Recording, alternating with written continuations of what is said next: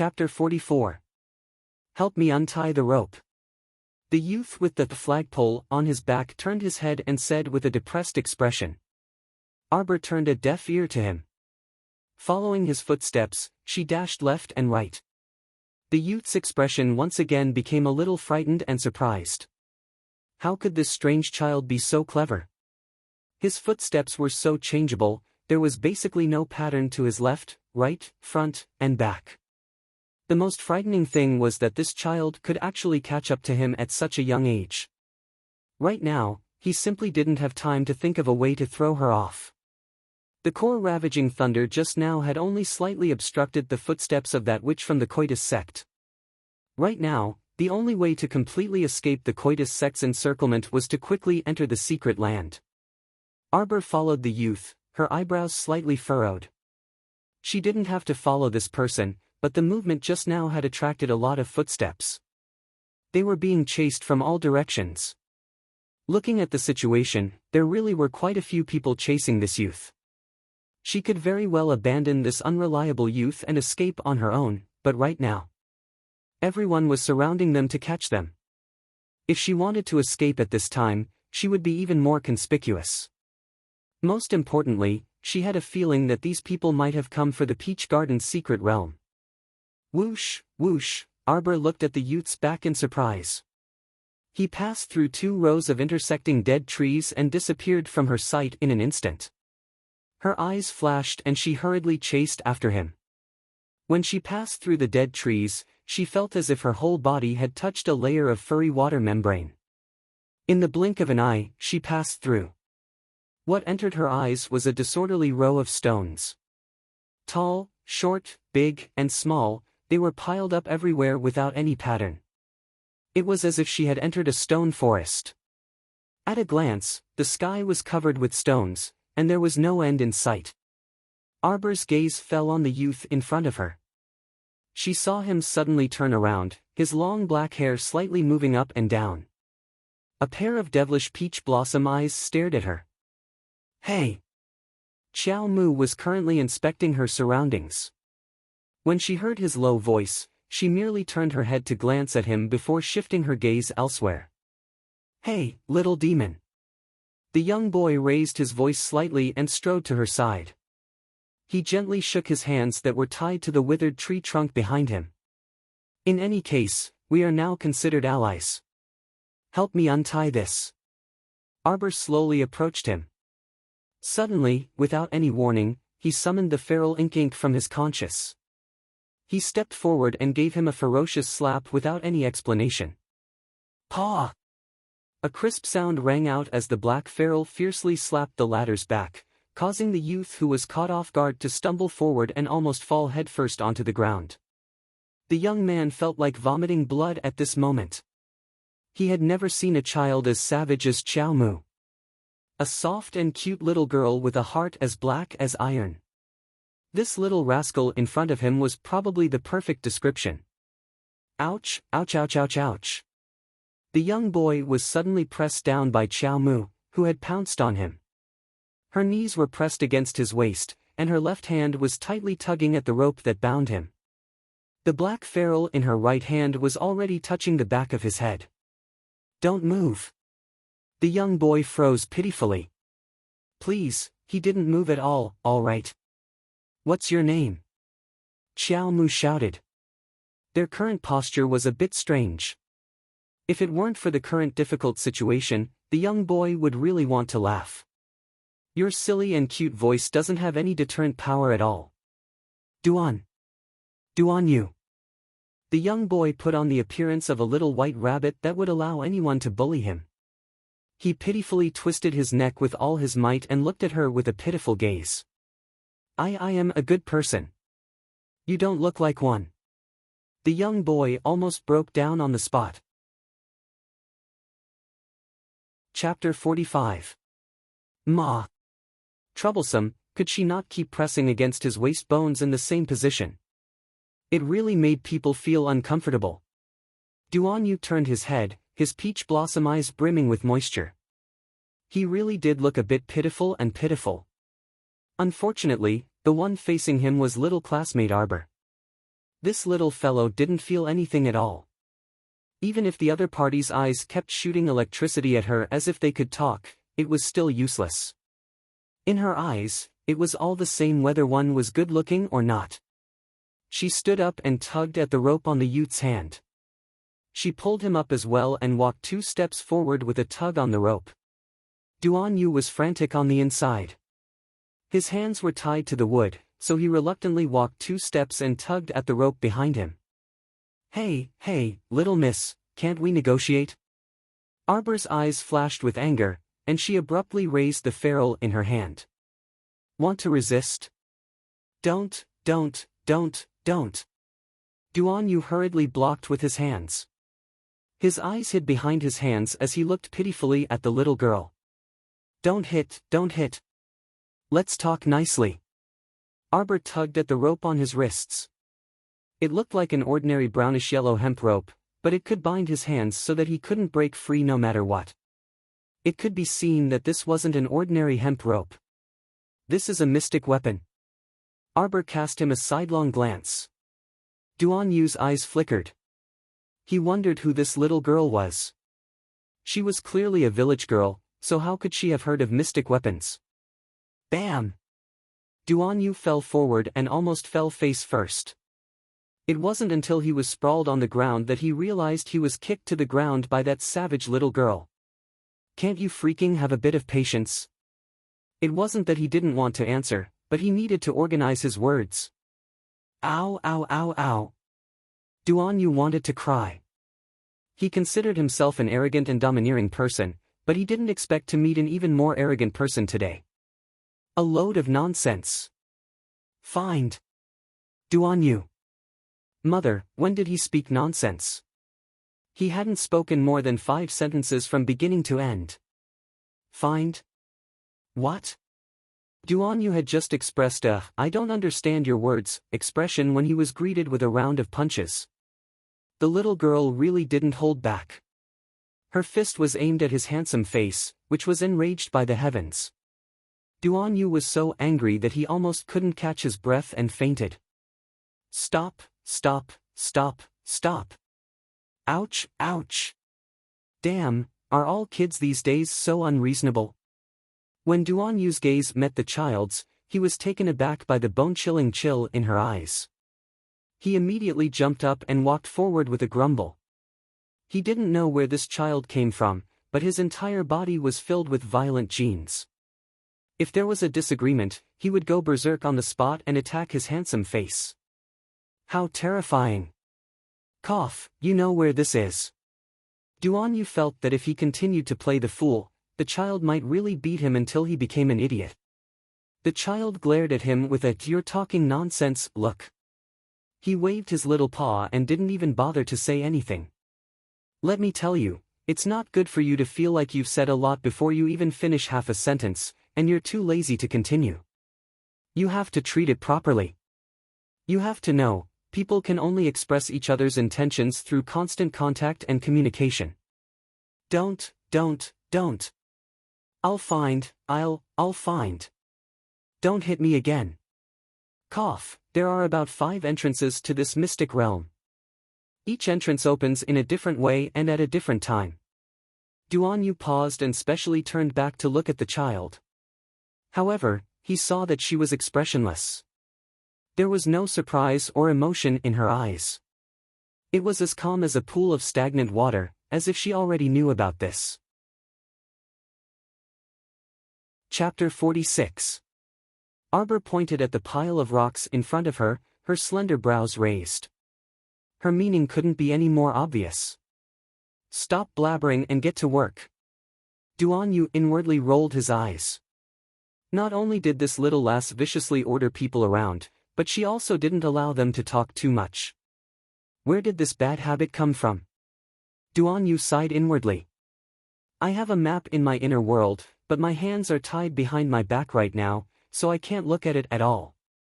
The child glanced at his hands that were tied to the dead wood and took a step forward. Duan Yu inexplicably took a step back because he felt that the savage child definitely wouldn't be so kind as to untie him. Sure enough, this ferocious fellow actually flipped him over and forcibly twisted his arms, causing his bound hands to flip to the front. Fuck. It really freaking hurt. Duan Yu wanted to burst into tears and curse even more. However, in the next second, his forehead was hit by that dead wood that was erected in front of his eyes. Woo-woo. He felt that his life was so bitter. With a hopeless expression, Duan Yu resigned himself to his fate and took out a crumpled parchment map from his chest pocket. But that eyesore of a piece of wood. It kept swaying in front of his eyes, so he angrily turned to glare at her. Can you help me chop this eyesore of a piece of wood? How can I look at the map like this? Arbor glanced at his hand, but she didn't have any intention of snatching it over to take a look. She merely raised her eyelids slightly before quickly withdrawing her gaze and pinching it in passing. Crack! A section of the wood was cut short, and the remaining half was tied to his hand. However, it didn't obstruct his view of the map anymore. Duan Yu felt more and more hopeless.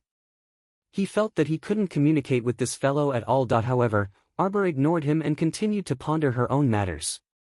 Although she didn't know why it was like this, it was very clear that the mystic paradise that didn't appear until 3 years later in her previous life had already been discovered by someone one step ahead of time.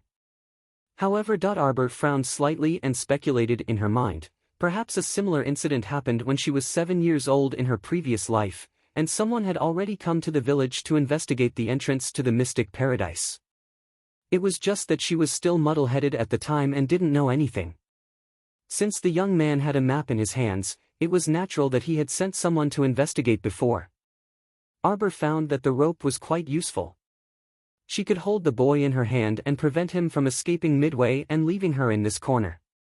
Arbor was in a good mood, but the boy was extremely unhappy. He always felt that this little guy was holding his hand like a large dog. Ever since he encountered that old hag from the Coitus faction on the way, Duan Yu felt that his days had been extremely unpleasant. When he stopped, Arbor naturally stopped as well and used his eyes to hint at Duan Yu.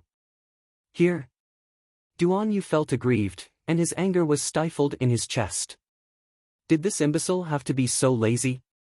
Where did she learn this bad habit? Did she think that he would instantly understand her meaning just by hinting with her eyes? It's here. Duan Yu took a deep breath. Oh. Duan Yu had already completely accepted his fate. He stuffed the map back into his lapel, but in reality, he had thrown it back into his inner world. A black bead the size of a pigeon's egg appeared in his hands. Arbor recognized it at a glance. This bead had previously caused half of Hulun Mountain to tremble. She quickly tightened her grip on the rope with an expression that said, "If you dare to mess around, I'll kill you right now." Duan Yu twitched his mouth and grumpily said, "The passageway entrance is just below. I'll blow it up right now. Don't worry, with me here, the core ravaging thunder won't harm us in the slightest." Chapter 47. The core ravaging thunder was thrown down, and it exploded not far from their feet. The terrifying power did not spread to their bodies, as Duan Yu controlled it to a small area. After the pervading smoke dissipated, Arbor held the rope around Duan Yu's wrists and peered through a small head to take a look. The pile of rocks had been blasted into several puddles of stone powder by the core ravaging thunder's power. There was a pitch-black hole that was bottomless. "Let's go," Duan Yu urged from behind. "This entrance can move, and it will automatically seal itself when the time is up." Arbor turned to look at him meaningfully. This guy was very capable. He could directly tear open one of the entrances to the mystic realm with the power of a concealed weapon. Only this entrance can be torn open with force. The other entrances can't be torn open so easily. Duan Yu noticed Arbor's expression and explained. Arbor retracted her gaze and walked towards him. She shook the rope in her hand. "Go down and scout the way first." Duan Yu secretly ground his teeth. Who knew where she inherited her sinister and vicious personality from at such a young age? Duan Yu resigned himself to fate and took a step forward. Suddenly, a glint flitted through his eyes, and he abruptly jumped down without warning. Arbor revealed an icy smile. She released the rope and allowed him to freely fall. She even took a step forward and reached out to suck several large round rocks to her feet. Then, she kicked them down one by one with her toes. Ow! Duan Yu's desolate cry came from the deep pit. That brat suddenly felt as if he had dug a hole and buried himself in it. He originally wanted to suddenly jump down and pull that child down in passing to scare her so that he could completely grasp the initiative for the rest of the journey. Presumably, that child was still a little old and simply couldn't make a judgment and reaction in this kind of sudden situation. However, the child actually didn't hesitate to let go. Go! Arbor cast a sidelong glance at the pitch-black hole, and her lips curled up as she softly said, "Idiot." Then, he walked to the edge of the pit and slowly looked down. A straight and steep stone staircase was built along the side of the hole, completely hidden in the darkness. If one did not look carefully, they would not be able to see that there was such a staircase carved into the wall of the hole. Arbor slowly walked down the straight and steep stairs, counting the steps in his heart. When she counted to 100, a faint green halo slowly entered her eyes. The sound of flowing water drifted into her ears. It seemed that this was the end. When her feet touched the ground, she felt a warm and moist water flow into the soles of her shoes. The underground water has already flowed here. Arbor frowned slightly and walked a few steps forward. Then, he saw Duan Yu sprawled on the ground, his face devoid of any meaning as he quietly gazed at him. Arbor pulled out the ferrule from his conscience with a wave of his hand. He walked to Duan Yu's side and raised his right palm. Duan Yu's pupils contracted as he shouted, "Wait! My left arm's shoulder bone is already broken. I can't attack you in the short term. If you let me stay, I can guide you on how to refine the existing energy in the mystic realm for your own use." Arbor raised a brow and withdrew the ferrule, agreeing to his suggestion. However, her following actions were filled with savagery, without the slightest hint of friendliness. Chapter 48. When this youth leaped earlier, he had made up his mind to harm her. If she hadn't acted according to the situation and let go, she might have already been tricked by the youth. Even an adult wouldn't be able to withstand the gravitational drag at that speed, let alone a petite person like her. If her feet didn't touch the ground, she would be dangling in midair, and her entire body would be carried by that idiotic youth. What a joke! How could Arbor allow this kind of situation to happen? Behave yourself. Arbor gave the youth a fierce look, telling him to figure it out himself. She then reached out to grab the rope around Duan Yu's hand and dragged him forward. Below their feet was a small, gurgling stream. The water wasn't wide, but it meandered for a long distance. Not long after Arbor walked with Duan Yu, the scene before them started to brighten. Due to Duan Yu being hit by several boulders in succession when he fell, his entire body was covered in fine wounds except for his left shoulder bone, which was slightly fractured and couldn't be lifted. It could be seen how ruthless this little girl was back then. She didn't give him any face at all.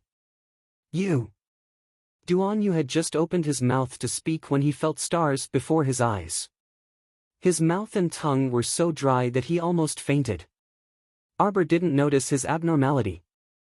At this moment, her eyes were almost completely fixed on the beautiful scenery before her. In her previous life, when she entered the paradise, this place had almost been completely reclaimed and excavated. Everything that should be looted was taken, and the entire mystic realm was nearly destroyed by those people. How could she see such a peaceful and beautiful scene now? The land of paradise looked like a secluded valley. The valley was surrounded by magnetite mines. The mountains rose and fell continuously, and the magnetite inside was innumerable. What entered her eyes was a small peach blossom forest. Beside the forest was a small, lush green lake with a relatively calm water surface. When they walked through the passageway, the stream beneath their feet also diverged from this small lake. The lake water looked rather clear and calm. Separated by the emerald lake surface, the nimble little fish swimming below could be seen clearly. This place was filled with a dense mystic energy aura. With such abundant profound energy, wanting to absorb it all within a few days was a fool's dream. Arbor frowned. She couldn't stay here for too long. If they didn't go home by nightfall, their mother, Wei Ziqin, would be worried to death. Therefore Arbor shifted his gaze to the young man with his head tilted. He grabbed his wrist and pulled it hard. How do I refine it? Unexpectedly, as soon as she finished speaking, the young man fell to the ground with a bang. Xiao Mu finally realized that something was wrong with the youth. She frowned and kicked him lightly. What are you doing? Don't play dead, get up. He was such a weakling. How could he be so weak after being hit by a few stones? The young man tried his best to open his mouth. He really wanted to tell this guy that he hadn't eaten or drunk anything for a few days. Now, his hunger and thirst had completely broken out. He needed water and food to replenish his strength. The young man struggled to move his finger and wrote the word of water on the green pine soil. Arbor frowned and looked down at him. Do you want to drink water? Men were so troublesome. Arbor pulled up the weak young man and directly dragged him to the side of the lake. Drink. Chapter 49. What? The youth's eyes were about to pop out of their sockets. 10,000 giant beasts were roaring in his mind. Damn girl actually made him drink this kind of dirty lake water. Was this kind of thing for him to drink? It was so dirty. If it wasn't specially treated, wouldn't he have diarrhea after drinking it? How could that do? How honorable was his status? He had to drink filtered water at the very least. Give me water. Duan Yu weakly spat out these words. Seeing that his arm was broken and he was already in such a miserable state, shouldn't the child be benevolent and extend a benevolent and friendly hand to support him? Reality proved that the child had long fed something like kindness to the dogs. Hearing Duan Yu's words, the child instantly snorted, and impatience and viciousness surged out of her eyes. She directly reached out to grab Duan Yu's long hair and heavily pushed his head down, burying his entire upper body in the lake water. Gurgle gurgle gurgle. The miserable youth was caught off guard and was forced to drink a large mouthful of water. He instantly felt that the entire world was filled with eerie malice towards him. Ah! Cough cough cough. The youth struggled but was pressed down by the child, so he gulped down another mouthful of water. Ugh cough cough cough. When Duan Yu's head could finally float to the surface, his upper body was drenched by the lake water. You! His handsome face was flushed red, and this was the first time he felt angry. Who the hell knew how many dirty floating things he had just swallowed? Who the hell knew if these things would overturn his stomach and cause him to be in so much pain that he wished he was dead? Arbor indifferently glanced at him, unable to conceal the disdain in his eyes. You! Are the people from your village all so careless? Do you know that I've never drunk this kind of dirty lake water since I was young? You! He was simply infuriated to death. Arbor finally understood why this guy was suffering from dehydration. So it turned out that he had never drunk any water because he despised other people's drinking utensils for being dirty. Arbor sneered, unable to conceal the mockery and indifference in his eyes. Despise it for being dirty? That's because a pampered young master like you has never experienced a real shortage of food and water. When you're at the last moment of your life, even if it's a piece of dried tree bark in front of you, or a bit of dirty water, you'll still eat and drink it. How can you be so unreasonable, kid? For survival. Arbor interrupted the boy's words. Looking at the boy's slightly stunned eyes, he said coldly, when the only thing left in your mind is to survive, you don't care about anything else. Clean? Dirty? Arbor smirked. Soon, you won't be able to be picky. In the later stages of the zombie disaster in her previous life, the entire water source was destroyed, and it was difficult to find a clean water source on Seacone Planet. No one could withstand this impending disaster. Pick? Arbor sneered. Before picking, one had to have the strength and life to pick. If the water at the bottom of such a clear lake was dirty, then what about those people who could even drink muddy water in the later stages? Duan Yu stared at the child in a daze. He felt that when the child said these words to him, The iciness hidden in the depths of her eyes was so sharp that it could freeze everything. She seemed to be looking at him, but it also seemed like she was looking at the near future through his face. Her indifferent eyes contained a trace of indifference and numbness. Duan Yu took a deep breath and suppressed the anger that was about to erupt in his heart. Just as he was about to speak, an arrow carrying a gust of wind pierced through the air and shot to his feet. Chapter 50. Ha ha ha. Goosebump-inducing laughter once again reverberated through this valley. A woman in a gorgeous peach-pink dress slowly appeared in front of them with a grin while waving the sandalwood fan in her hand. Following behind her were 20 to 30 people of all ages, both men and women. Brother Duan, thankfully you were leading the way, so we were able to find the mystic realm so effortlessly. Your Duan clan is truly worthy of being a hidden weapon scout patrician family that has been passed down for generations. Your grasp of information is truly accurate, ha ha ha. The woman blew a kiss in Duan Yu's direction and winked cutely with a smile. Arbor's small face stiffened slightly, and she resisted the urge to vomit as she turned to look at Duan Yu, who had an unsightly expression. You were the only one dilly-dallying over there. Now that they've caught up, hurry and take out that whatever thunder and give them one. The little girl nodded at Duan Yu with her chin and used her threatening gaze to tell him to hurry up and do as she says. Duan Yu cried uncontrollably on the inside, Sister. Do you think that core-ravaging thunder is a cabbage that can be found on the street and can be found as many as you want? It was very difficult to manufacture this kind of hidden weapon with great lethality. He only had 2 on him, and he had already used them all up, so where would he get more?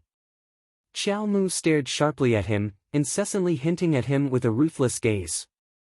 The latter instantly understood in a flash, and he pretended to reach into his bosom to fumble around. But the core-ravaging thunder's power is enormous. If I throw it here, it might cause the entire secret realm to collapse, right? At that time, it won't benefit either of us. Ha ha ha. Arbor suddenly chuckled. Duan Yu's fumbling motion froze as he stared dumbly at the little girl. He felt like he had never seen a second expression on her face other than apathy and indifference ever since he started interacting with her. But now, the little girl was actually smiling. However, this smile was worse than not smiling. Her smile was so fake. She only let out a small chuckle, and her expression remained stoic without any change. Have you ever seen such an uncoordinated and unsynchronized smile? Give it to me. Duan Yu glared fiercely and reflexively took out something and handed it to Arbor. Arbor took it with his small hand and held it in his palm. He pretended to raise his right hand high and was about to throw it down. The crowd of Coitus sect disciples who were watching from the front almost had a heart attack. The woman screamed, Stop, stop, stop, stop. Little girl, let's talk it over, let's talk it over. Arbor expressionlessly turned to the people from Acacia sect. What's your name? The woman was dumbfounded. She felt that there was something wrong with this commanding tone, but she didn't know if there was something wrong with her reflexes, but she actually replied reflexively, Yao Ji, my name is Yao Ji. It's the left protector of the Coitus faction. Little girl, let's talk things over slowly, isn't that right? What a joke. With the power of the core-ravaging thunder, a single one of them could really destroy this secret realm. At that time, no one would be able to escape unscathed. What was the point of that? The Coitus sect was here to seek wealth. How could they just watch as so many magnetite mines in this mystic realm were about to be destroyed? How could one enter a treasure mountain and return empty-handed? Just thinking about it made one's heart ache.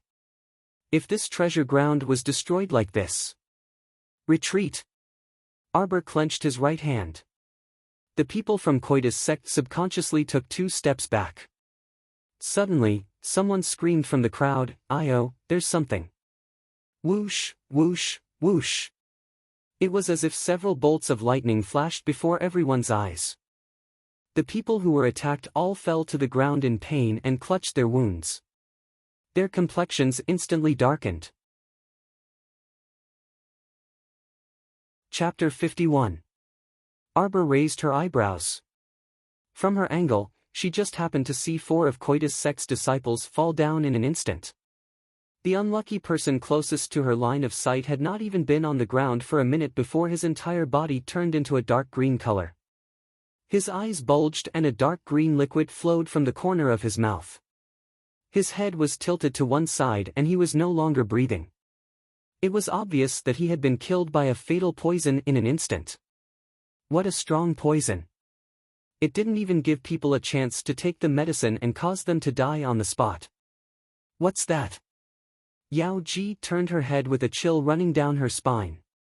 She caught a glimpse of a white light flitting past the corner of her eye. She immediately flung out the sandalwood fan in her hand without hesitation.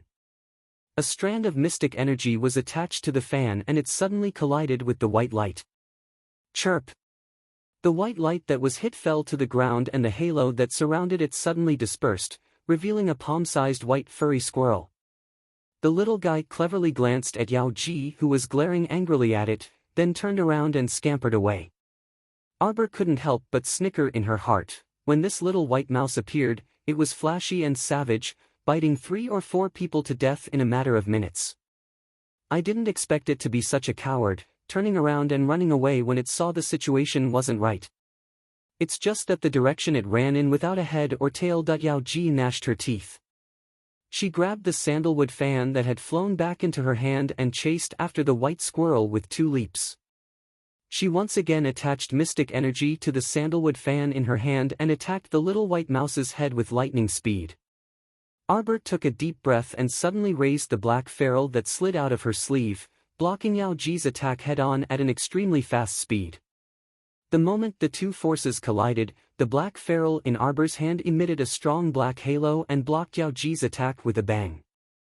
Arbor's small hand that was tightly holding the ferrule was covered with tiny beads of sweat. She lowered her head to look at Inky in her hand and happily stroked it.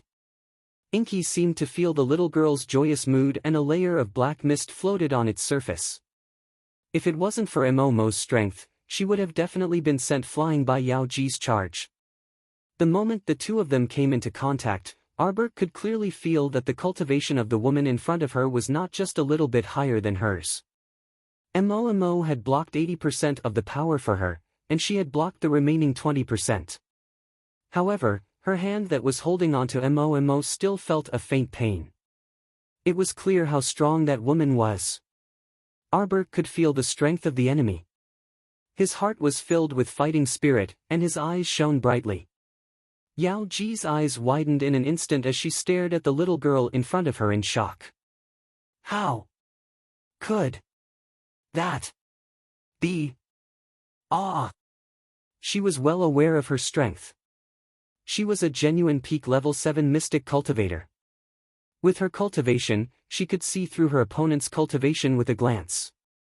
She was merely a level 3 mystic cultivator. He had not even reached rank 3 lower tier, but why? A level 3 mystic cultivator could actually block an all-out attack from a peak level 7 mystic cultivator? What kind of joke was this? Who would believe such a thing? Chirp! The little white mouse's eyes that were the size of croton beans revealed a human-like glint of tears. It stretched out its 2 short forelimbs and bounced toward Arbor with an expression of a savior asking for a hug. Arbor was momentarily speechless.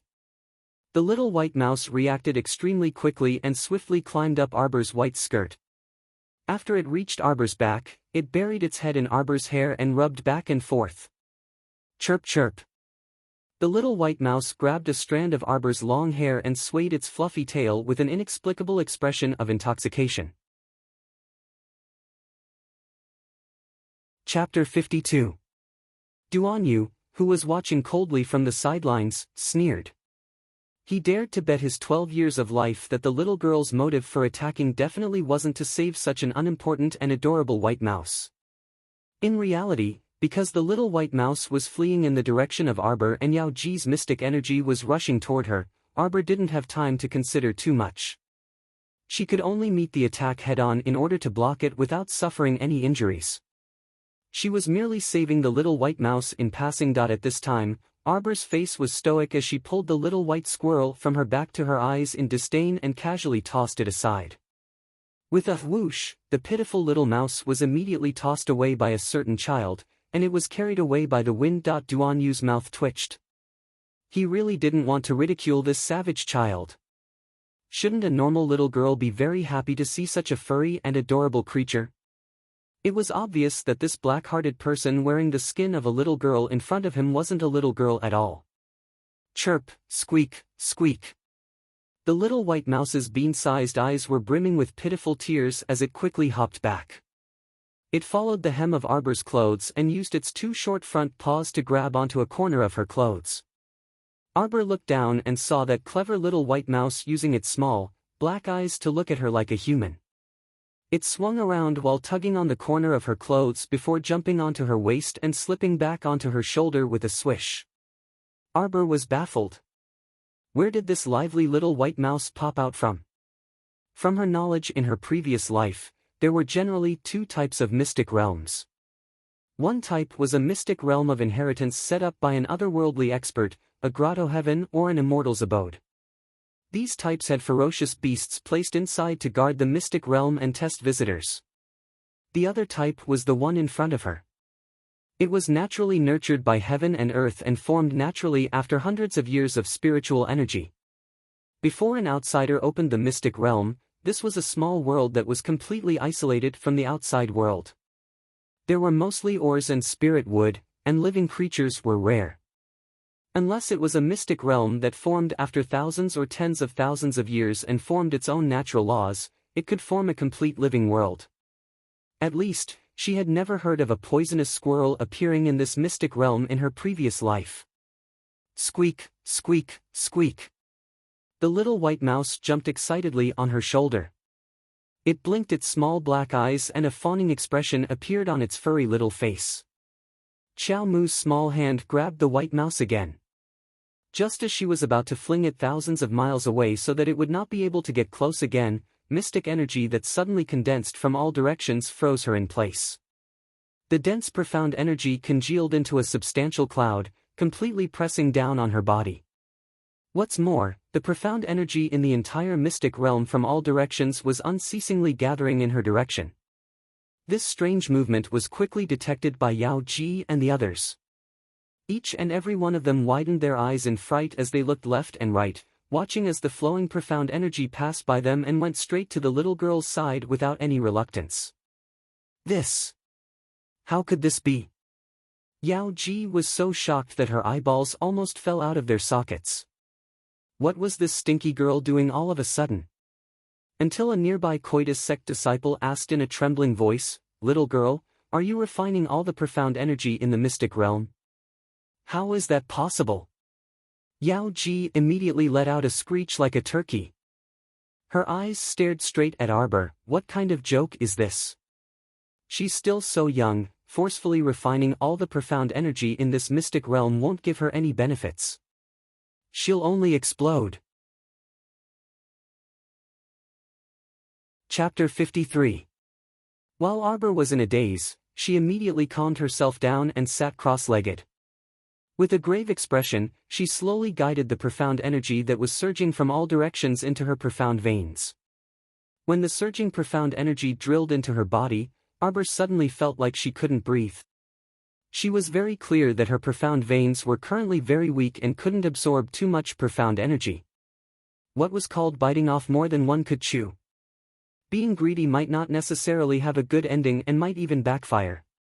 Therefore, not to mention how piercing the envious, jealous, and hateful gazes of Yao Ji and company were, Arbor didn't want to inexplicably absorb the profound energy from all directions at this time. The little fellow's face was heavy and solemn. She took a deep breath and tried her best to calm down. She couldn't be nervous. The more anxious the situation was, the calmer her heart was, and she couldn't lose her composure. She was suddenly stunned. Although her small face was paralyzed and the people around her couldn't see any clues, her heart was already in a perilous situation. What was going on? Her vision, that was originally focused on inspecting the weak profound veins in her body, was now stuck in her dantian. Only a level 10 mystic cultivator or above could see the dantian, but now? Who could explain to her why her dantian looked so different from her previous life? In her previous life, when she reached level 10 mystic cultivation, she had once seen her dantian. It was a ball of white fluid. She could clearly see that the milky white fluid flowed to the profound veins in her body and circulated in her body before finally returning to her dantian. Cultivation in a normal sense was firstly to strive to condense a mystic consciousness avatar to strengthen the mystic consciousness.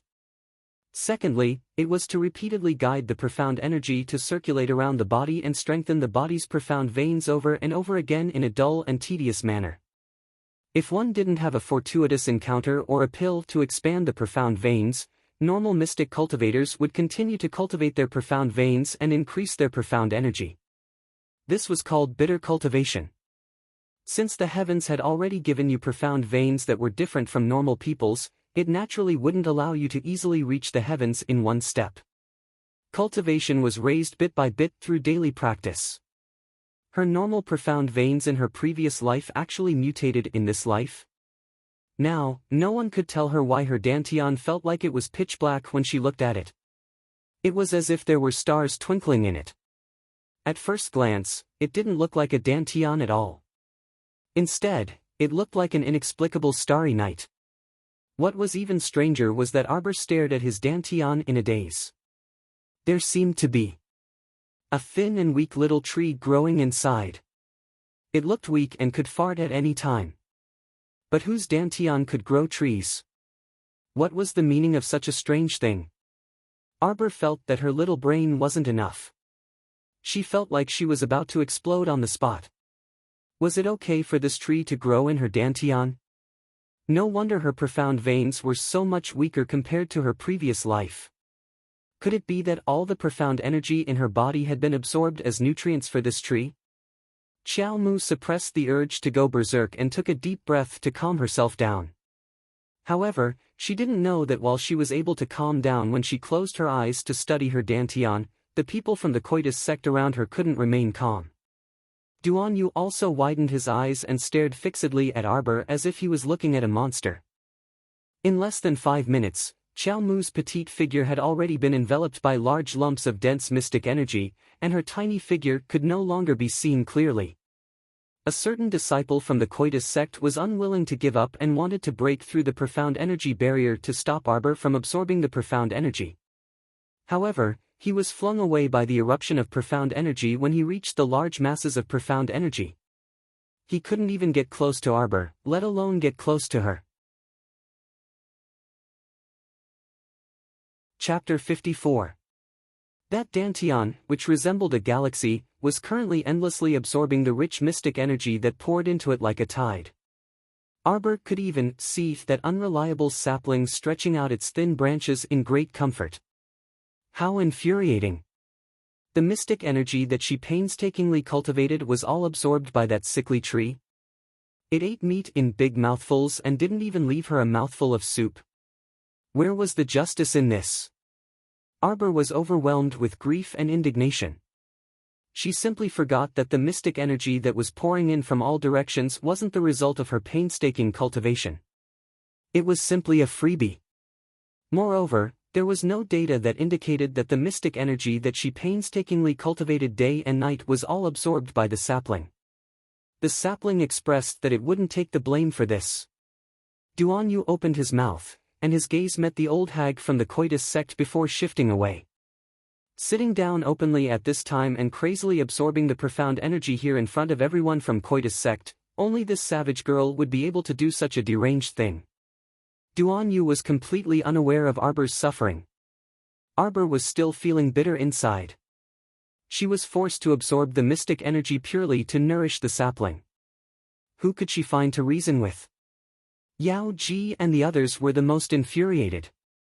They originally wanted Fang to take the mystic energy here for her own use, but now no matter how little mosquito meat there should at least be some.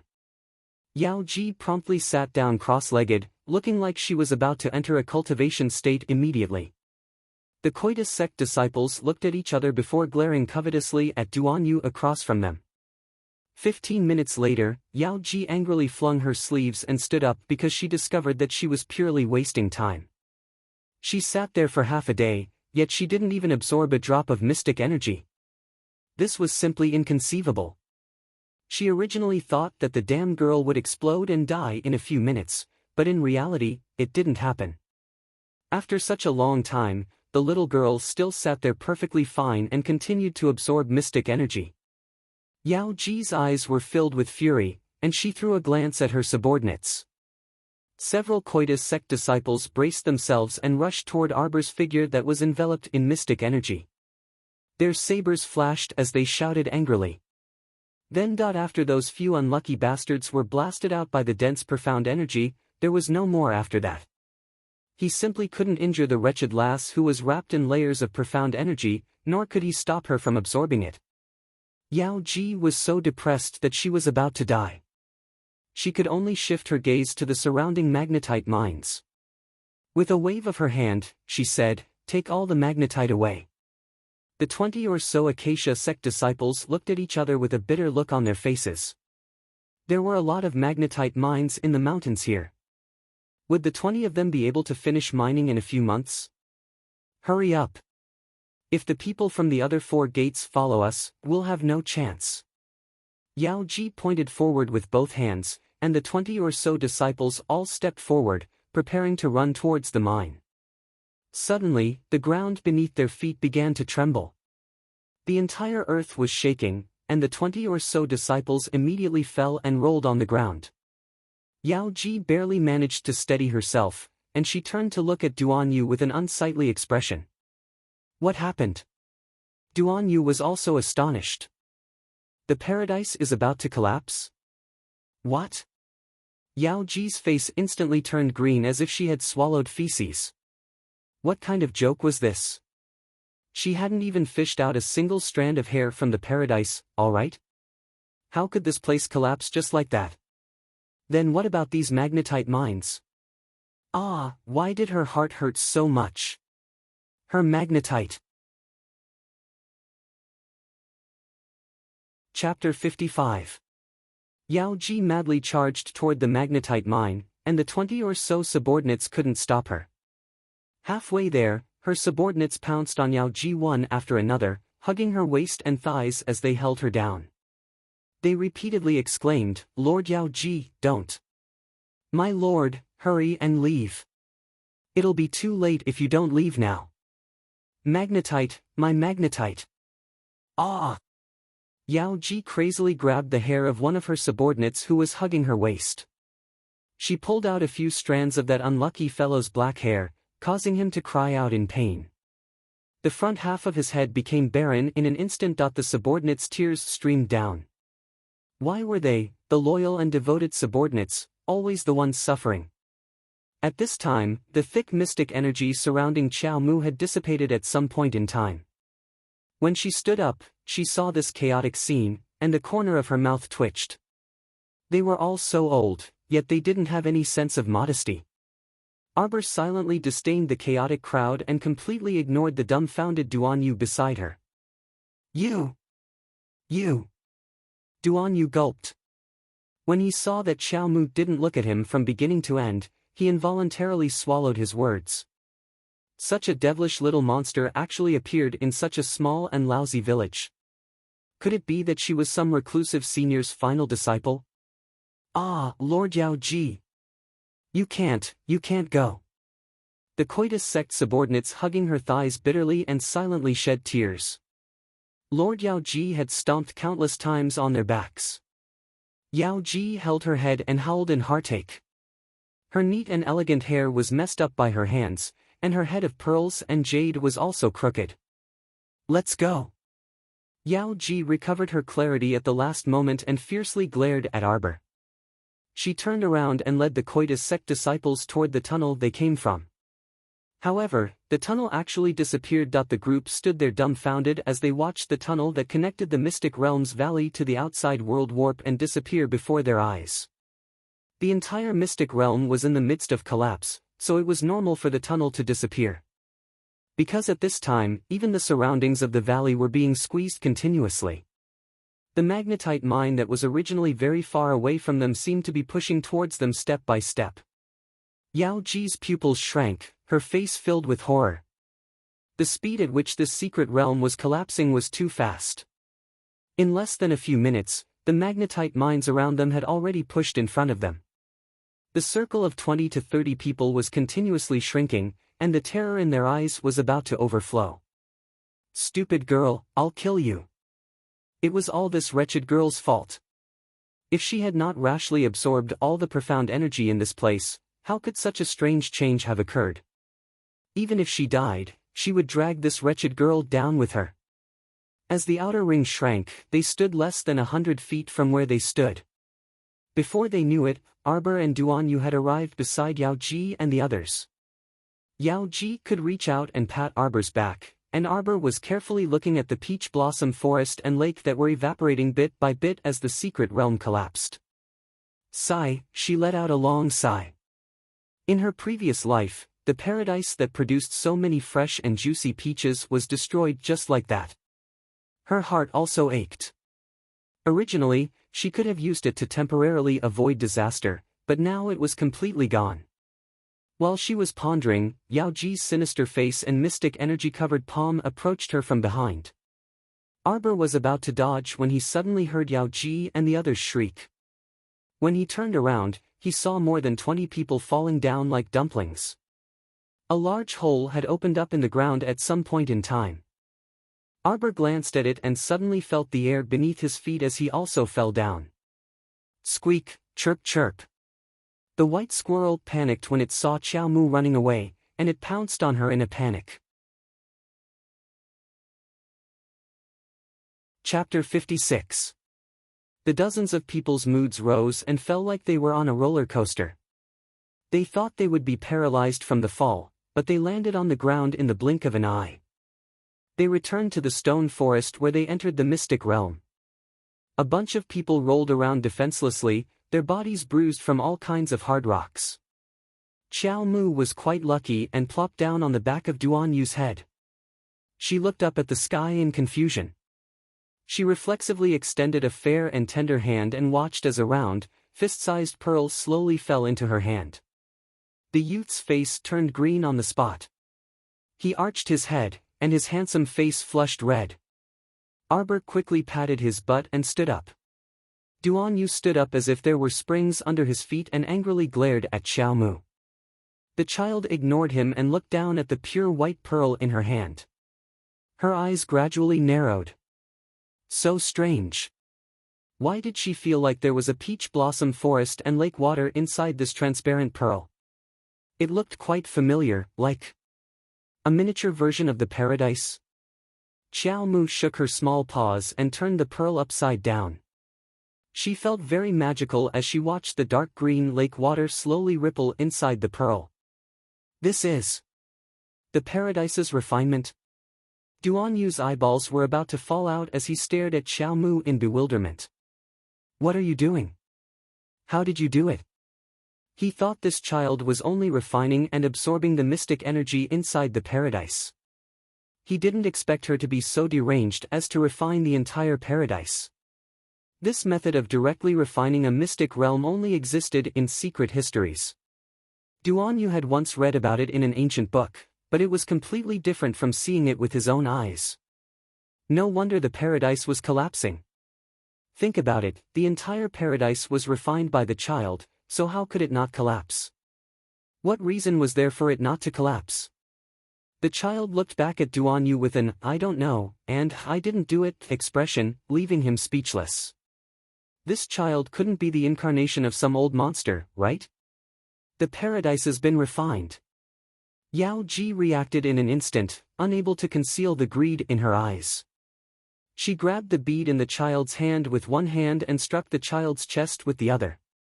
Arbor took a step back. His face was tense as he raised his black ferrule to block the attack. Boom! White mystic light scattered in all directions. Arbor forcefully suppressed his surging chi and blood and looked coldly at the shocked Yao Ji. This time, Yao Ji used the full strength of a level 7 mystic cultivator, but she still couldn't harm the child in the slightest. Yao Ji was shocked, and a shadow was cast over her heart. What are you waiting for? Hurry and untie them. Duanyu extended his bound hands to the child. This rope was quite interesting. No matter how hard the person who was tied up struggled, it was useless. However, an outsider only needed to gently pull at the knob to smoothly untie the rope. Arbor glanced at the young man and did not make things difficult for him. He pulled the rope from his hand and stuffed it into his pocket for his own use. As soon as Duan Yu regained his freedom, he took out a handful of nails and casually scattered them. Yao Ji spun around and retreated, her eyes furious. Just as she was about to regain her balance, a shadow suddenly swept past her like a black gale. Its 5 fingers formed a claw that was as pale as 5 chicken bones as it grabbed at Arbor's shoulder. Yao Ji's expression changed drastically, and she angrily shouted, "Ghost Saber, you dare to snatch in broad daylight." At the same time, Duan Yu reflexively jumped forward. Perhaps he was also a bit dumbfounded. Why did he rush out at this critical moment to shield the damn child and meet the Ghost Saber's claw head-on? Crack! Chapter 57. The poor youth's left shoulder bone was severely fractured by this black shadow's claw. Fine, adding insult to injury was his own doing. Duan Yu was still dumbfounded. He truly could not understand why his blood rushed to his head and he used his body to shield this stoic child. Especially when he turned around and saw the child's expressionless face, he chuckled. Xiao Mu's eyes flickered, and she took a step back. Only then did she clearly see the attacker. It was a middle-aged man dressed in black with a short beard. His small eyes emitted a vicious glint as he stared straight at the round bead in her hand. "Hand over the heart of paradise, and I'll spare your life, child," the middle-aged man in black coldly said with downcast eyes with one hand behind his back. Arbor's lips curled up, and she abruptly tightened her grip on the bead. She raised her small hand, and a pure white mystic energy light emitted from her palm and tightly wrapped around the bead. The child's stupefied expression, coupled with that pair of ferocious eyes, instantly made people's hearts tremble. Duan Yu glanced at the man in black and scoffed. "You want to take back something that fell into the child's hands?" Duan Yu had to hand it to her for being so naive despite her age. "You can give it a try. Will you snatch it faster or will I destroy it faster? At worst, we'll break up, and everyone can forget about it," the child said coldly as she stared at the man in black. Even though the large group of sect disciples brought by the man in black were glaring at her, the child's expression remained stoic. However, her clear eyes radiated a vicious aura, and her back was ramrod straight. Her entire body exuded an aura of sharpness. "Good, good, good, good." The middle-aged man in black glared venomously at the child. "Child, you're ruthless enough. You have some guts. Then tell me, what conditions do you want in exchange for giving the heart of paradise to me?" "You can't give it to him. Ghost Saber. You old bastard. I was the one who discovered the paradise first, and your ghost sect wants to interfere. Don't even think about it." "Humph. The treasure is here, so we'll rely on our own abilities." "Yao Ji, although the treasure is good, don't put the cart before the horse and lose your life for some good stuff. You have to think carefully about whether it's worth it or not." "Ghost Blade." Yao Ji was so angry that her eyeballs were about to pop out of their sockets. She was currently in a disadvantageous situation, and the number of subordinates she had was obviously less than half of Ghost sects. In addition, her own cultivation was not as high as Ghost Saber's, so she could only watch anxiously from the side. The child's bright eyes shone like pearls, 2 stars in the sky. Her gaze coldly fell on the group of greedy faces in front of her. Suddenly, she raised her small hand and directly threw the pearl into her mouth in front of everyone, swallowing it with a gulp. Duan Yu was dumbstruck as he watched from the side. This child seemed to be even more savage than he had imagined. On the other hand, Gui Dao, Yao Ji, and the others were caught off guard as well. When they finally reacted, their faces had turned green and distorted. Gui Dao pulled out the ghost head blade from his waist. He was so angry that he laughed and was about to attack. Arbor covered his abdomen with one hand and said coldly, "Do it. Do it. Do you believe that I'll immediately self-detonate and leave you with nothing?" Not only will you not obtain the treasure, but you'll also have to die here with me. All of you will die here with me. Everyone looked at her, flabbergasted. Duan Yu felt that the child's actions really refreshed his normal worldview again and again. Was she still a child? Ha!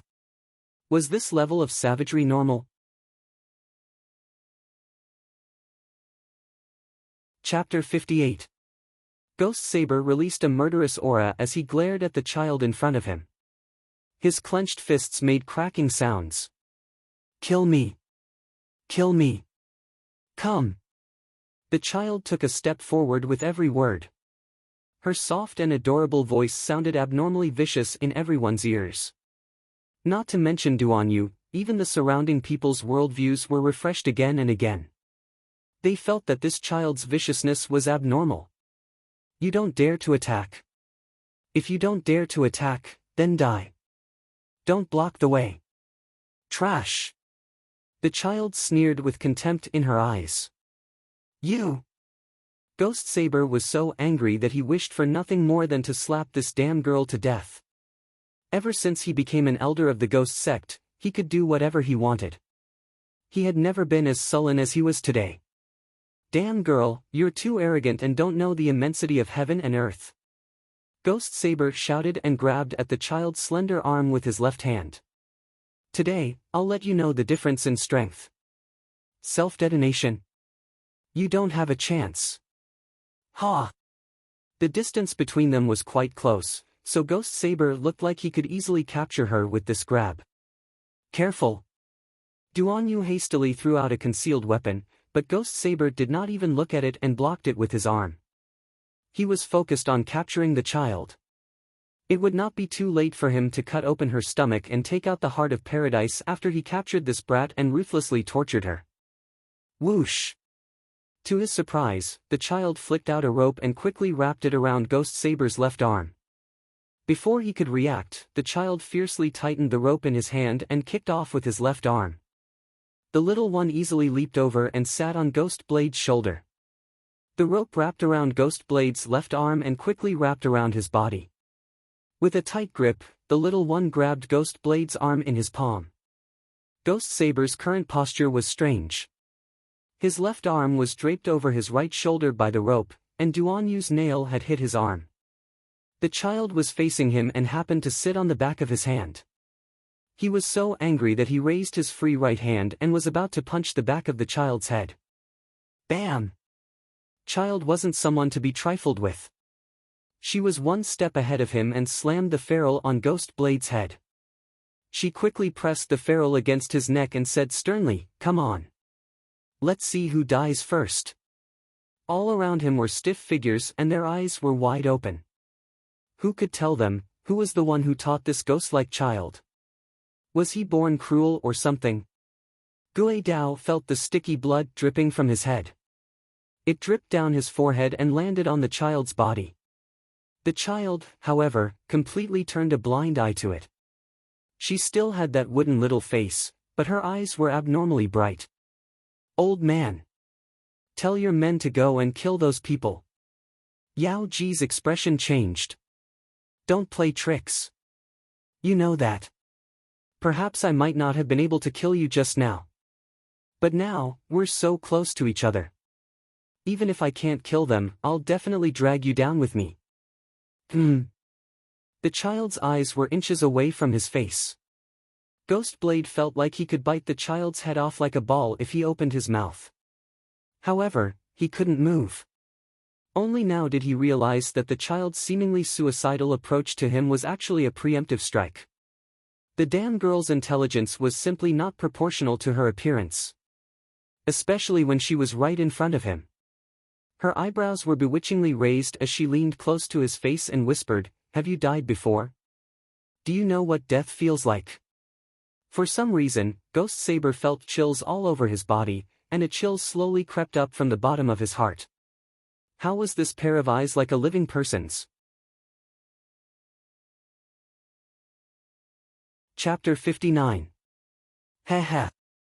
Ghost Blade's pupils dilated as he looked at the little girl in front of him.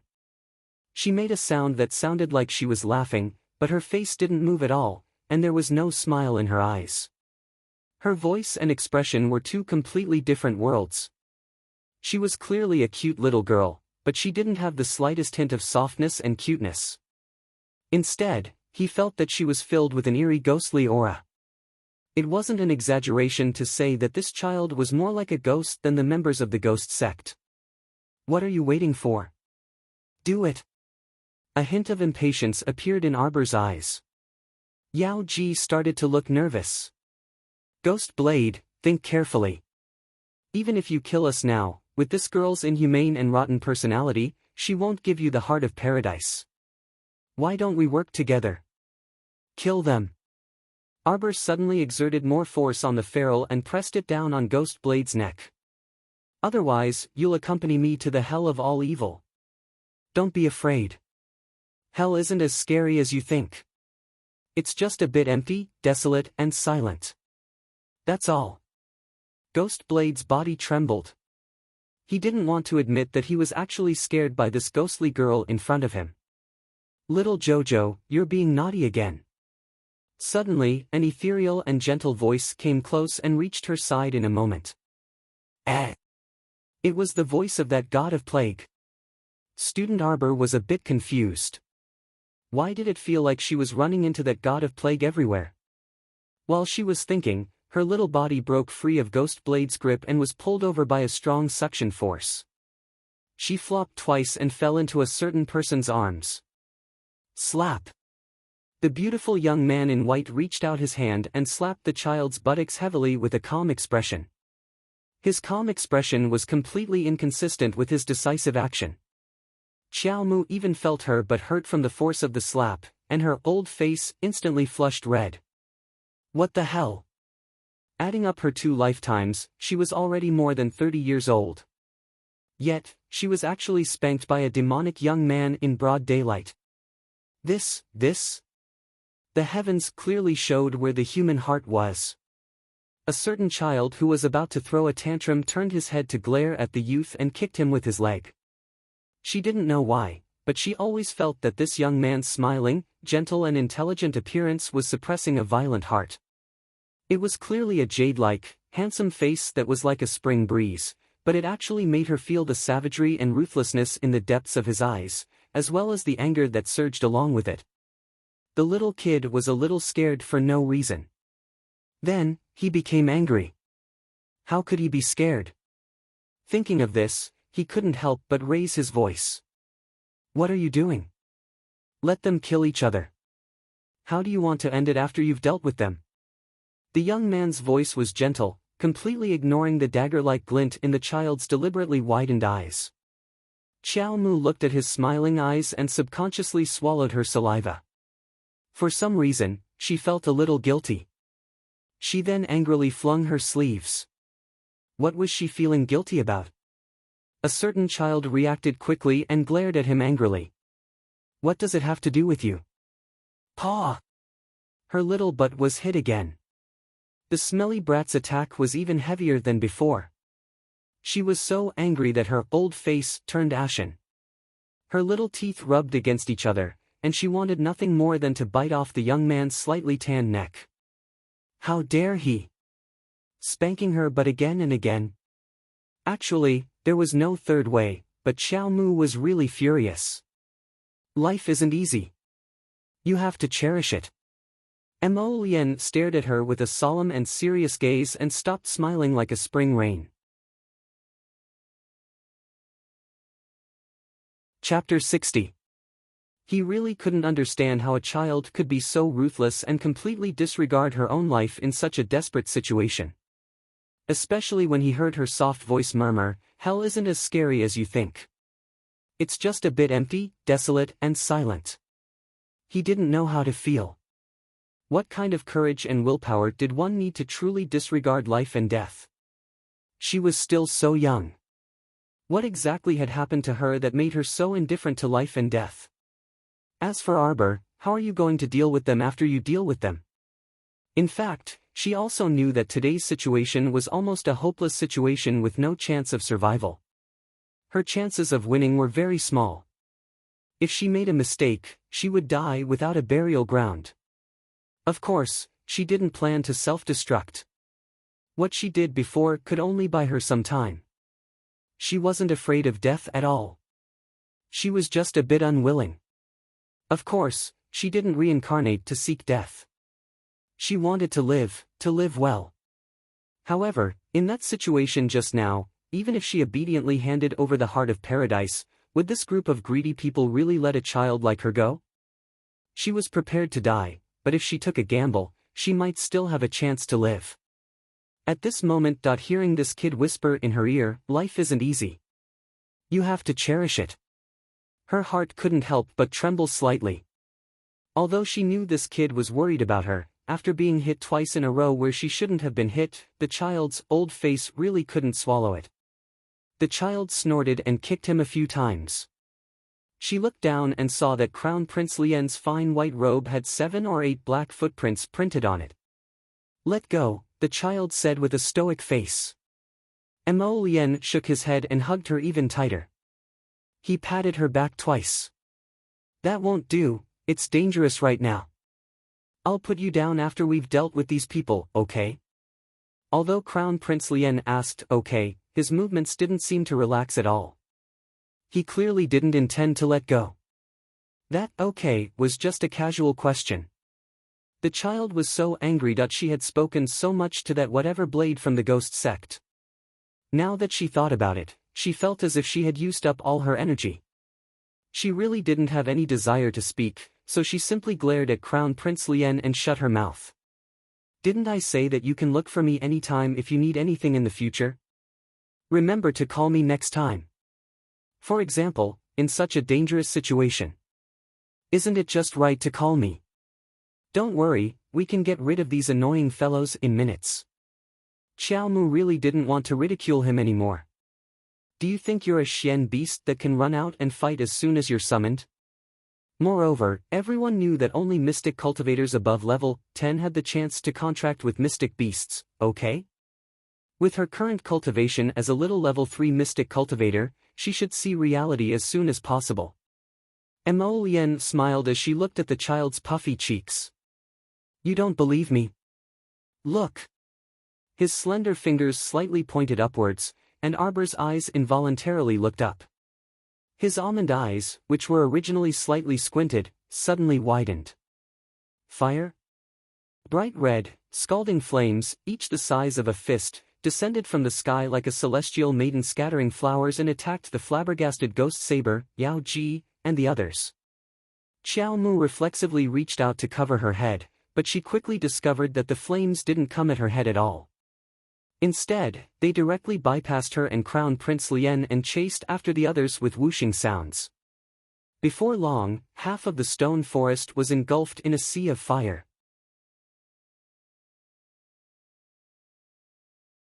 Chapter 61.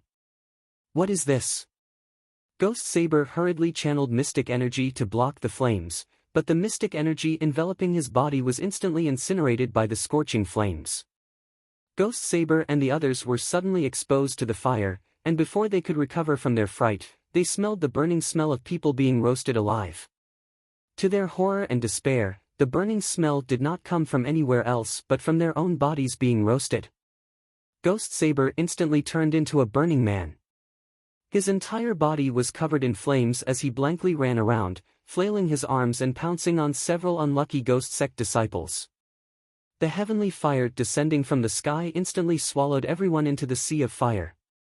No matter how they struggled or screamed, it was to no avail. Arbor, who was watching from the side, was rather calm. He slightly raised his head to look at the smiling Crown Prince Lien. This brat was truly a hypocrite. He was an incomparably ferocious fellow, but he wore a handsome and elegant facade like a banished immortal. He really knew how to act.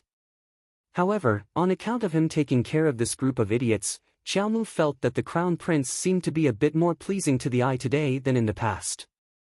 No matter what, this brat had saved her life, so she could consider the matter of him spanking her butt and humiliating her old face in front of everyone a foregone.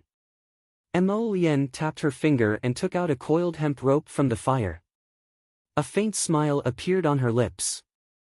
It's actually the spirit binding rope. This little toy is quite useful. The child naturally reached out to take it and frankly confiscated the hemp rope, casually stuffing it into his clothes as his own. Emolien couldn't help but smile. This child was truly adept at silently collecting treasures. Every time he did something bad, his face would be stoic and serious. He was truly adorable. She couldn't resist pinching the child's fleshy cheeks, but she received an unhappy glare from a certain child in return. Slap! She forcefully slapped his hand away and suddenly recalled the miserable Duanyu. He couldn't have been swallowed by the sea of fire, right? This miserable fellow had saved her just now. Arbor twisted his small body and turned half a circle. His gaze swept back and forth in the sea of flames, searching for Duanyu's whereabouts. However, aside from where she and Crown Prince Lien were standing, fire was spreading everywhere in the stone forest, and visibility was extremely low. Arbor couldn't find any trace of Duanyu after searching for a long time, and her delicate brows involuntarily furrowed. Don't worry, the kid from the Hidden Weapons family has the ability to protect himself, so he would have run away long ago.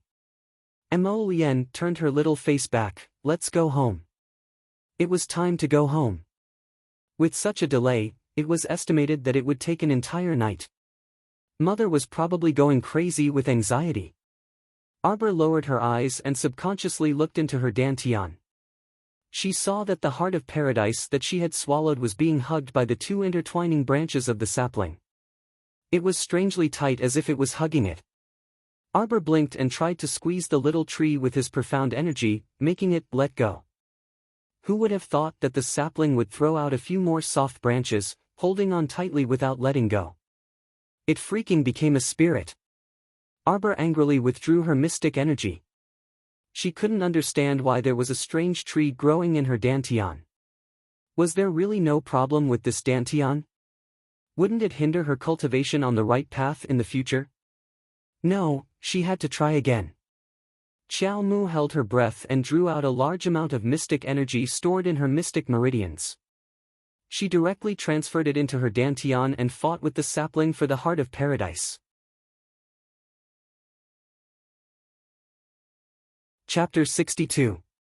The two sides fought a tug-of-war for a while before the sapling finally let go, unwillingly. However, the strange thing was that Arbor seemed to be able to sense the sapling's indignation.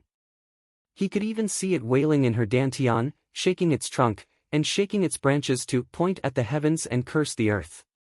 Haha, how could a tree become a spirit? Was this dantian still her dantian? Did she still want to make the decision? Did they ask for her permission before becoming a spirit and causing mischief? This kind of abnormal behavior should be ruthlessly slapped to death before talking about it. Jojo? Xiao Mu recovered her wits and pushed away Emolien, who was close to her face. She opened her mouth and spat out a round, jade-like bead. How do I use this? Those people wanted to snatch her heart of paradise with twisted expressions. They couldn't have some ulterior motive, right? Yu Xiao, who had just finished taking care of some lackeys, appeared with a person in his hand and stared at the round bead in the little fellow's palm in astonishment. Wow! That's a miniature version of the paradise? How did this savage little girl refine the entire paradise and take it for herself? A hint of surprise also flitted through Emolien's eyes, but it was more of a smile. He raised his hand and rubbed the little fellow's head. You're a child with good fortune. He didn't ask her the reason behind the paradise's refinement, which made the little fellow feel a bit better. To be honest, even if he asked, she wouldn't freaking know what had happened. However, she had a faint feeling that the paradise's direct refinement was most likely related to the tree that suddenly appeared in her dantian. However, she wouldn't tell anyone about such a strange thing like having a tree in her dantian. Moreover, with her current cultivation as a small level 3 mystic cultivator, being able to see her dantian was not a normal thing in the first place. Emolien didn't say anything else and directly instructed Xiao Mu to permeate her mystic energy into the heart of paradise. The bead immediately released a dazzling light and instantly soared into the air. As if drawing a mirage in the air, the entire paradise was endlessly magnified in front of her eyes. Within minutes, a translucent valley appeared in the sky. The sound of a gurgling stream and the fragrance of a peach tree assaulted her senses. Most importantly, the undulating magnetite mines around the valley were now in this miniature version of the heart of paradise. She could use them at any time. Little Chow had lived for 2 lifetimes, so there weren't many things that could excite her. However, at this moment, even if she was mature and calm, she couldn't help but feel excited. Yu Xiao was already dumbfounded, his eyeballs almost falling to the ground. Who would have thought that the peach blossom spring that so many noble clans had been searching in secret to no avail would actually be refined into the heart of peach blossom by an unknown little girl from a mountain village? With a thought, Arbor moved the unburned stones under her feet to the paradise.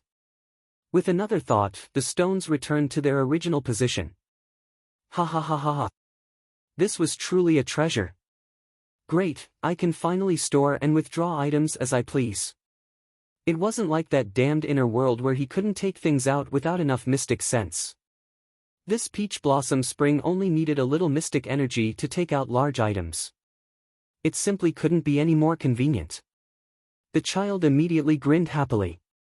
Her paralyzed expression showed signs of cracking for the first time, and a strange smile appeared at the corner of her mouth.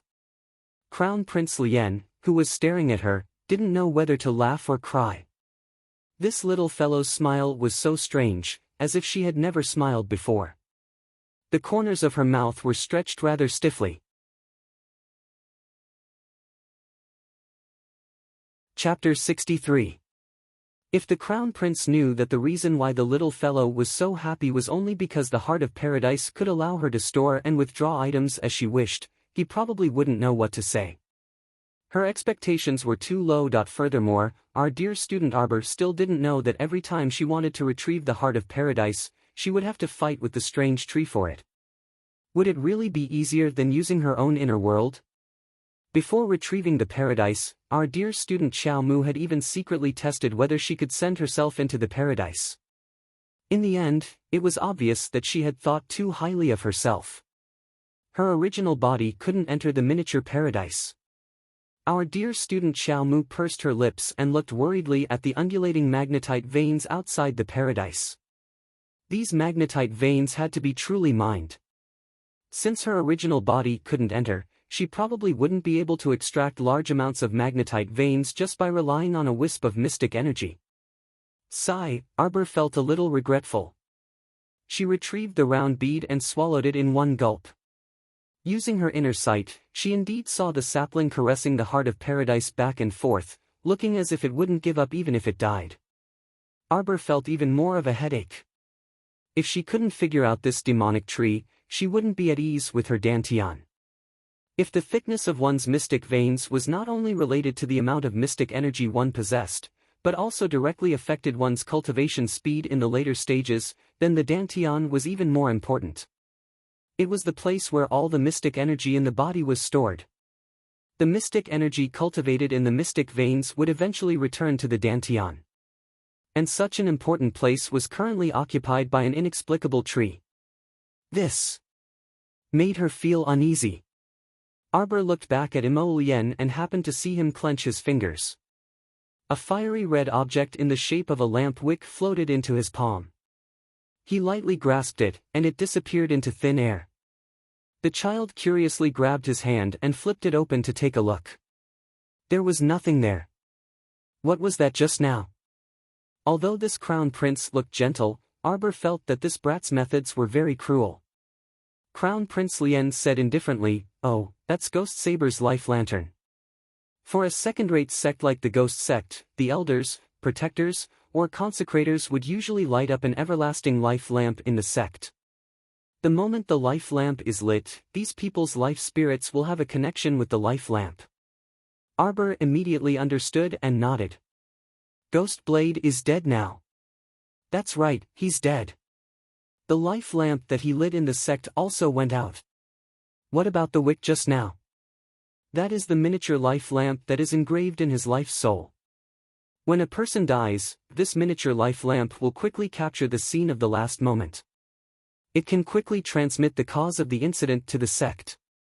So just now, That grab had taken away Ghost Blade's last hope. This was the difference in strength. The suppression of cultivation made you so miserable that you didn't even have the chance to send a message. Yu Xiao waited for his master to finish explaining to the village girl before taking 2 steps forward with the person in his hand. Master, this woman has a mystic weapon that repels fire. This subordinate has already destroyed it. A tattered sandalwood fan that had withered into 2 halves was thrown to the ground by Yu Xiao like trash. Only now did Arbor see clearly that the woman he had thrown to the ground without any pity was Coitus Sect's left protector, Yao Ji. Yao Ji had long since lost her graceful and charming appearance. She sat on the ground like a beggar. Her hair was disheveled, her face dirty, and her eyes red. Chapter 64. Her hair was like weeds from the fire, and locks drooped down from her head. Her lips were slightly cracked from the heat, and she sat there in a daze with a confused expression. Yu Xiao went up and kicked her, then turned to say to Mo Lian, Master, this woman is pretending to be crazy and acting dumb. Yao Ji wasn't acting dumb like Yu Xiao said. She had indeed been scared silly. Coitus Sect was considered an upper-class sect, but even she, a left guardian with a rather lofty status in the sect, had never seen someone who could destroy so many people with a flip of his hand. It was as if they were ants in his eyes. Everyone, including the level 8 mystic cultivator Ghost Saber, couldn't survive for more than 3 seconds in this youth's hands. A trace of fear overflowed from the bottom of Yao Ji's heart. Mo Lian didn't even bother to look at her and merely said coldly, clean it up. This kind of trash dared to attack little Jojo. She was an eyesore and truly lived up to the saying that she valued money more than her life. Mo Lian's words seemed to have triggered a certain nerve in Yao Ji. She howled and pounced forward, repeatedly begging for mercy, but Mo Lian unceremoniously kicked her far away. After receiving the order, Yu Xiao didn't waste words and aggressively pulled out his sword and walked toward Yao Ji. Seeing that the sword was about to land on Yao Ji's head, the latter was so frightened that her face drained of color, and she shrieked. Wait! The little girl suddenly stretched out 5 fingers. Yu Xiao's chopping motion froze in midair. Mo Lian cast him a sidelong glance and waved her hand to dismiss him. She lowered her head to look at the little girl in her arms. What is it? Do you dislike the smell of blood?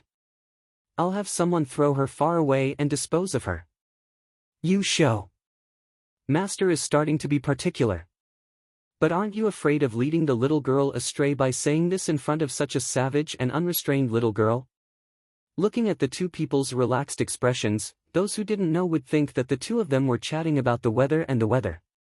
Arbor tilted his small head. Is there any way to make her listen to me? I don't dare to have any thoughts of resistance. Why do you want such a trash? Mo Lian pursed her lips in disdain. She patted her head and said, if you need help, I can get Yu Xiao to follow you.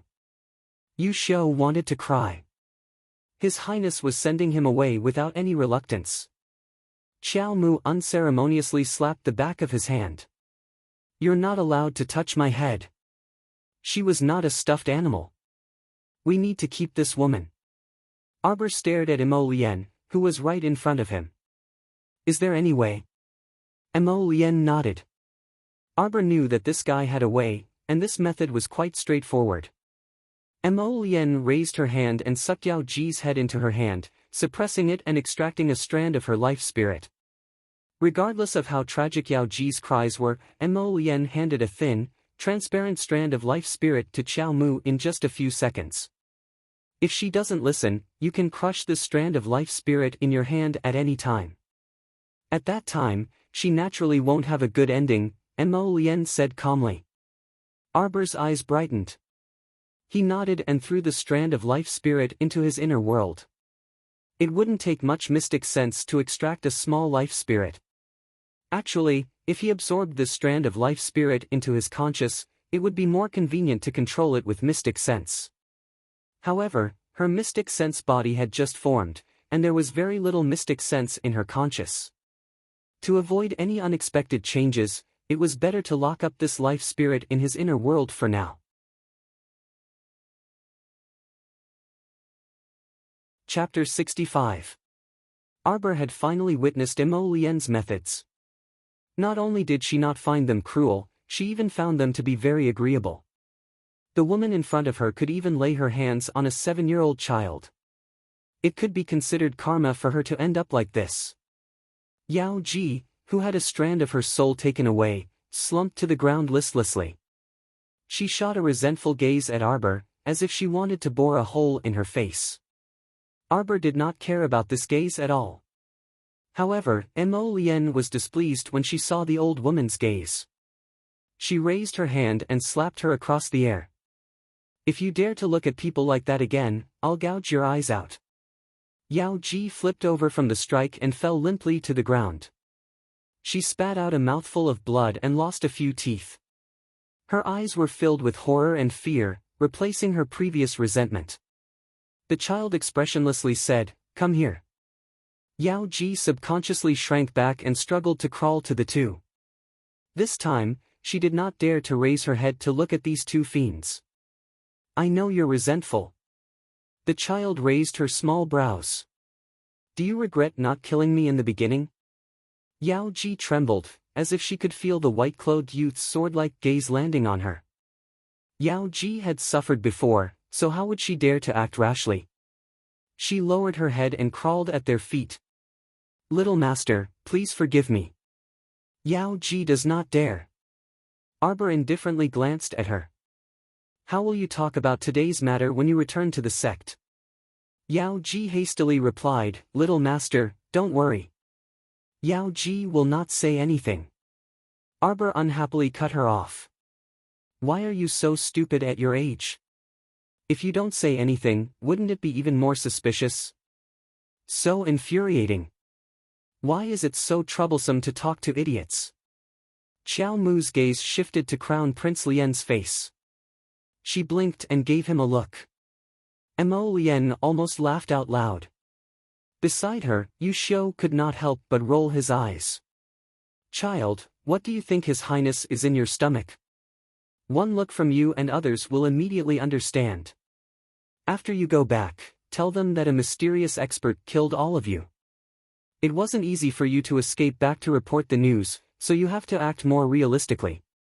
After he finished speaking, he flicked his sleeve and sent the unlucky Yao Ji flying several meters away. Yao Ji let out a miserable howl as she spat out a large mouthful of blood.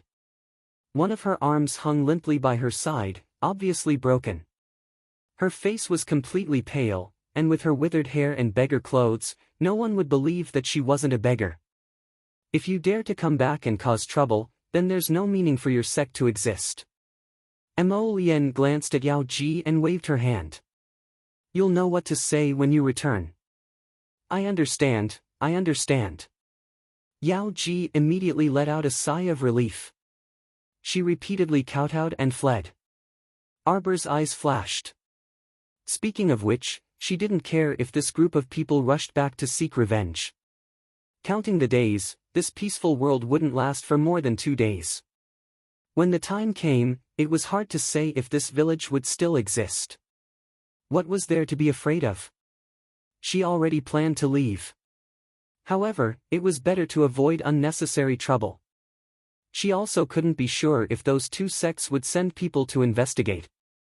If they found out that she was the one who obtained the Heart of Paradise, it would be annoying if they bit her like rabid dogs and refused to let her go. "Little Jojo, I'm leaving tomorrow to return to the capital. Don't do those dangerous things alone. When the moon is dark and the wind is strong, don't wander around too much, okay? I'll come back to see you after a while."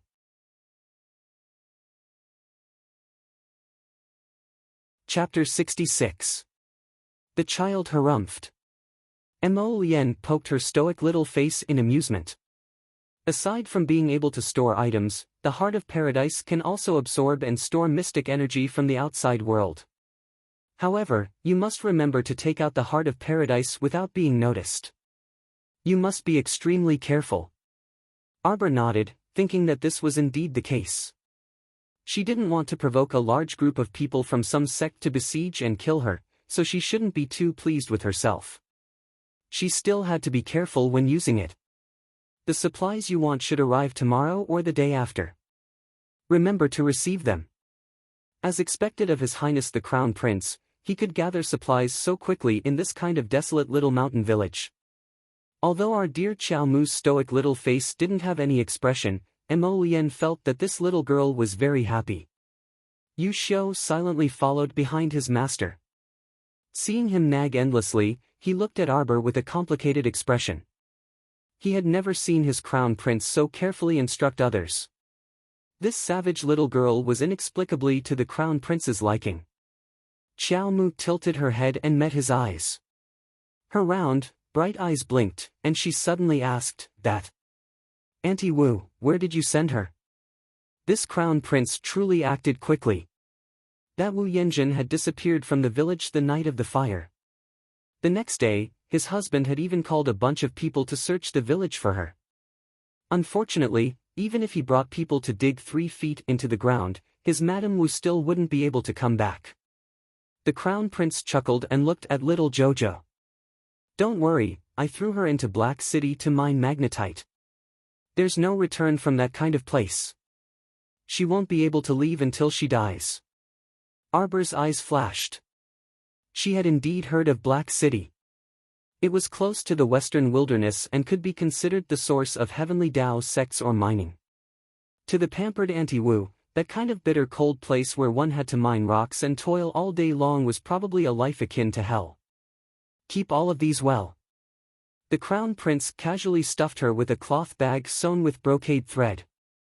Then, he carried her and soared up. Stepping on the heavy fire, they passed through the smoke-shrouded stone forest. Classmate Arbor opened the bag and stretched his head out to take a look. Seeing that it was all kinds of high-grade ointments to stop bleeding, relieve pain, remove scars, disperse blood stasis, and so on, he hurriedly put them all in his pocket and happily accepted them all. Mo Lian flew towards Quoto village with the child in her arms.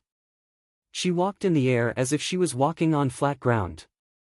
Little Qiao's gaze was slightly complicated as she stole a few glances at him. After weighing her options, she finally opened her mouth. "You. It's a long journey back to the capital. Be careful. If you encounter a slow and rotting monster, it's best to stay away." However, with his inhuman strength, he shouldn't be at a disadvantage even if he encountered a corpse puppet in a completely clueless situation. Mo Lian raised her eyebrows slightly. Although she didn't quite understand what the little fellow meant, she still nodded and couldn't help but pinch her cheeks. "Little thing, you're worried about me." Scram! Little Jojo stretched out her leg and angrily kicked his white robe, adding another black footprint to his robe. "You're not allowed to pinch my face." Following behind the two, Yu Xiu's mouth twitched as he looked at the two people in front of him. He felt that there was something wrong with this scene. "What's wrong?" Yu Xiu thought for a long time, then slapped his thigh and had a flash of inspiration. Why was his handsome, charming, and lovable lord always suffering in the hands of this little girl and getting beaten up at the slightest provocation?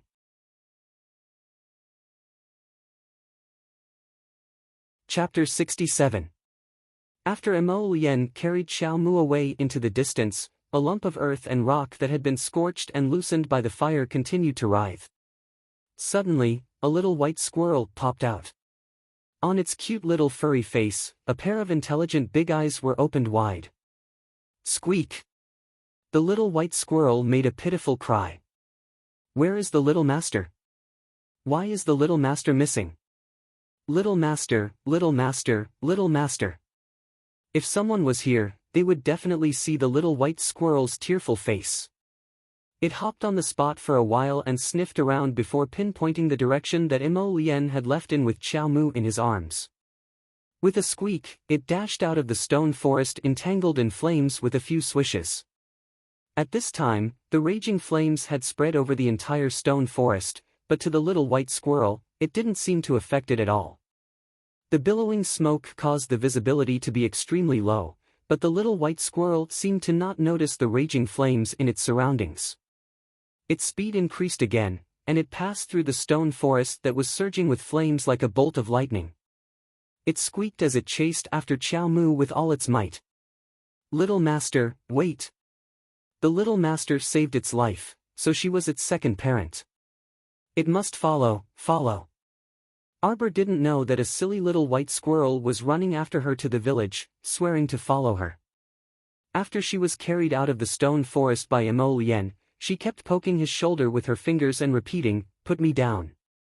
Mo Lien saw that the little girl's home was in front of him, so he put her down. Seeing that the little girl silently turned around and was about to run away, Mo Lien, who was already familiar with the little girl's tricks, picked her up and put her in front of him again. Arbor angrily stepped on his foot. "What? Do you remember what I told you?" Mo Lien looked at her with a smile. The little girl glanced at him. Although he was smiling, his eyes were very serious. Her little face couldn't help but become gloomy, and she nodded as a response. Mo Lien stretched out his finger and tapped her little nose. "Then let's see each other in a few days. Go home. I don't even know if we'll meet again." The little fellow muttered quietly. Behind her, Mo Lien raised his slender eyebrows as he watched the little one's receding figure with a grin. Sigh, this little fellow doesn't even know how to say goodbye. Looks like I'll have to teach him slowly in the future. As for whether or not they would meet again, they would know when they met. Mo Lien stopped at the end of the path and looked in the direction where the child had left. She slowly withdrew her gaze. "I heard that third imperial brother went to the old man and complained tearfully. The effect was very obvious." Mo Lien said softly. She turned and walked towards the inn at the entrance of the village. "Pack your things. We'll leave early tomorrow morning. I'll go back and see what else my good imperial brother can do other than crying, making a scene, and threatening to hang himself." Yu Xiao, who was accompanying them, let out a sigh of relief. He hurriedly nodded and followed the crown prince's footsteps. His grandpa should have gone back a long time ago. This trip out had witnessed a miracle. In the end, no one had gained anything. The entire mystic realm had become a child's. No one would dare to believe this kind of thing. Arbor quickly ran to the entrance of her house. She was anxious to return home. Just as she stepped through the threshold, she heard a strange voice coming from her little courtyard. "Yo, the main character is finally back." A scalding hot teacup was thrown at her little face. Arbor's eyes hardened. She dodged to the side and looked over. She saw the matriarch and a group of people sitting there as if they were being interrogated.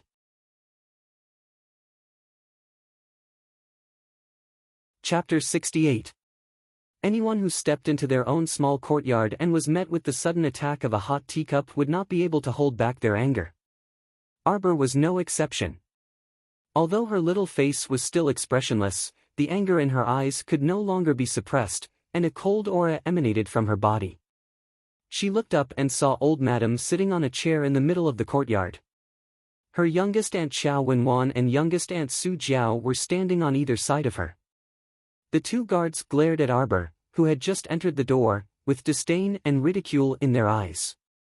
Arbor was furious that her house was occupied by old Madam and her people. Her eyes were filled with irritation. Glancing at old Madam expressionlessly, Arbor walked toward her room without looking back. She was too lazy to talk to them. Whoever wanted to talk to them could talk to them. In any case, she didn't want to talk to this old woman. This condescending attitude infuriated elderly Lady Qiao so much that she shot up from her seat and angrily rebuked while pointing at Xiao Mu, "Halt. Kneel." Old Madame Wang was so angry that her fingertips trembled. She had been in charge of the Qiao family for so many years, and her son and daughter-in-law had always respected her and obeyed her orders. She had never seen such a rude person who dared to ignore her imperial edict and despise her right to be in charge of the family. This was outrageous. Arbor had been tense for so long, and she finally got home to rest for a while. Who knew that old Madame Wang would be waiting for her here? It really made her angry.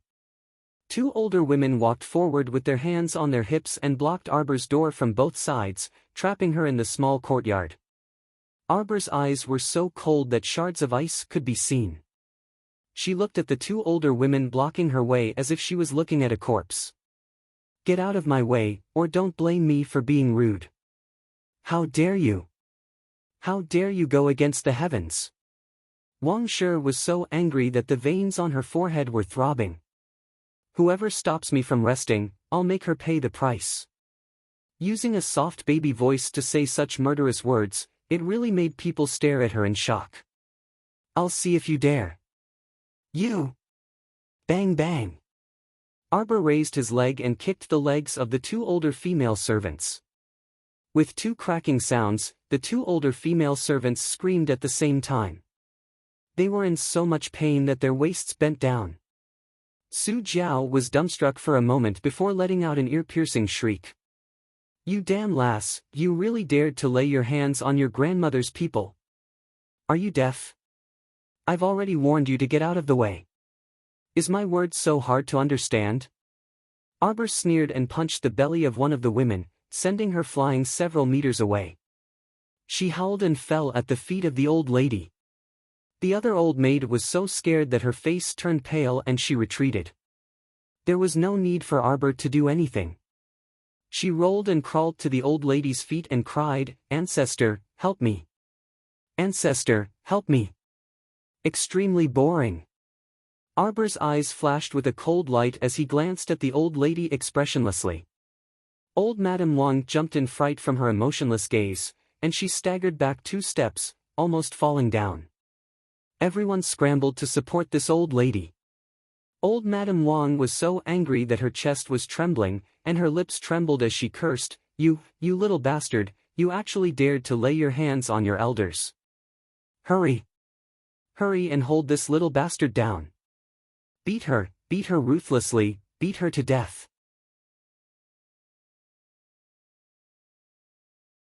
Chapter 69. Elderly lady truly came prepared this time. Not only did she bring 4 to 5 crude midwives, she also brought 2 grandnephews from her maternal family who knew a bit of martial arts.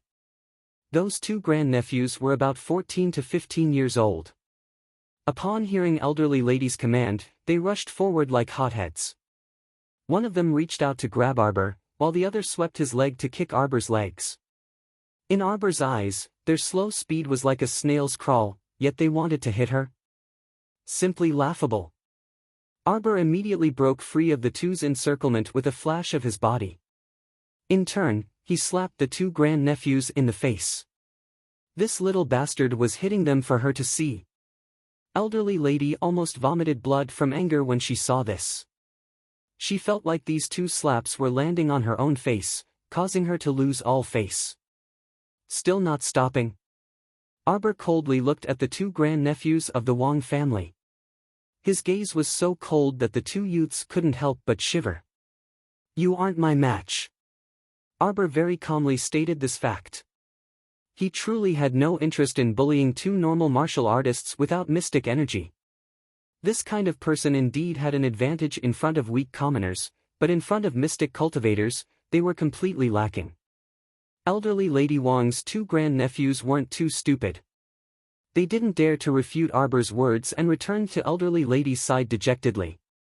When elderly lady saw that no one could restrain Arbor, she was so angry that she directly collapsed onto the ground and wailed like a shrew. She kept saying that her descendants were unfilial and that she couldn't live anymore. Su Jiao raised a handkerchief to wipe the corner of her mouth. She slanted her eyes and secretly made an expression of extreme disdain for elderly lady. Arbor coldly glanced at the old woman who was putting on a good show and directly walked around her to the door. He pushed open the door with one hand and turned to show elderly lady a disdainful gaze. He coldly said, "If you can't live, then just die. For an old bitch like you, living is also a waste of food. If you really want to die, then please find a sturdier pillar to ram your head against. You've spent so much effort and time to put on such an act, yet you still won't die in the end. Who are you trying to impress? Your acting is so clumsy, and it's hard to get a bunch of people to cooperate with you. You guys are really too much. Everyone stared at her, dumbfounded. Even the old lady stopped making noise and stared blankly at the cold-faced child. Was it possible for a child to say such vicious and cunning words? Arbor, how dare you speak to your grandmother like that? His father, Qiao Zhongbang, roared at the door. Qiao Mu coldly glanced in his direction before slamming the door with a bang, directly flinging the door board shut in front of everyone's eyes. Son, I really can't live anymore. The old lady seemed to be stuck for 3 seconds. When she saw Qiao Zhongbang, she continued to slap her thigh, crying and wailing. She looked like she had suffered a great grievance, and tears streamed down her face. Jojo, it's Jojo who's back. As soon as Wei Ziqin heard that the child had come home, she hurried back. She didn't even have time to look at elderly lady before she ran straight to her daughter's room. Arbor had just wiped her face when she heard her mother's voice. She quickly opened the door and welcomed her mother's warm hands. Wei Ziqin immediately picked Arbor up and said anxiously and angrily, "Where did you run off to for a day and a night? Your father and I had a hard time looking for you." "Mother, I'm back now." Arbor was already an adult. How could she be used to being held in her mother's arms? She quickly wriggled and slid down to the ground. She reached out and tugged at the corner of her mother's clothes. "Mother, let's talk inside."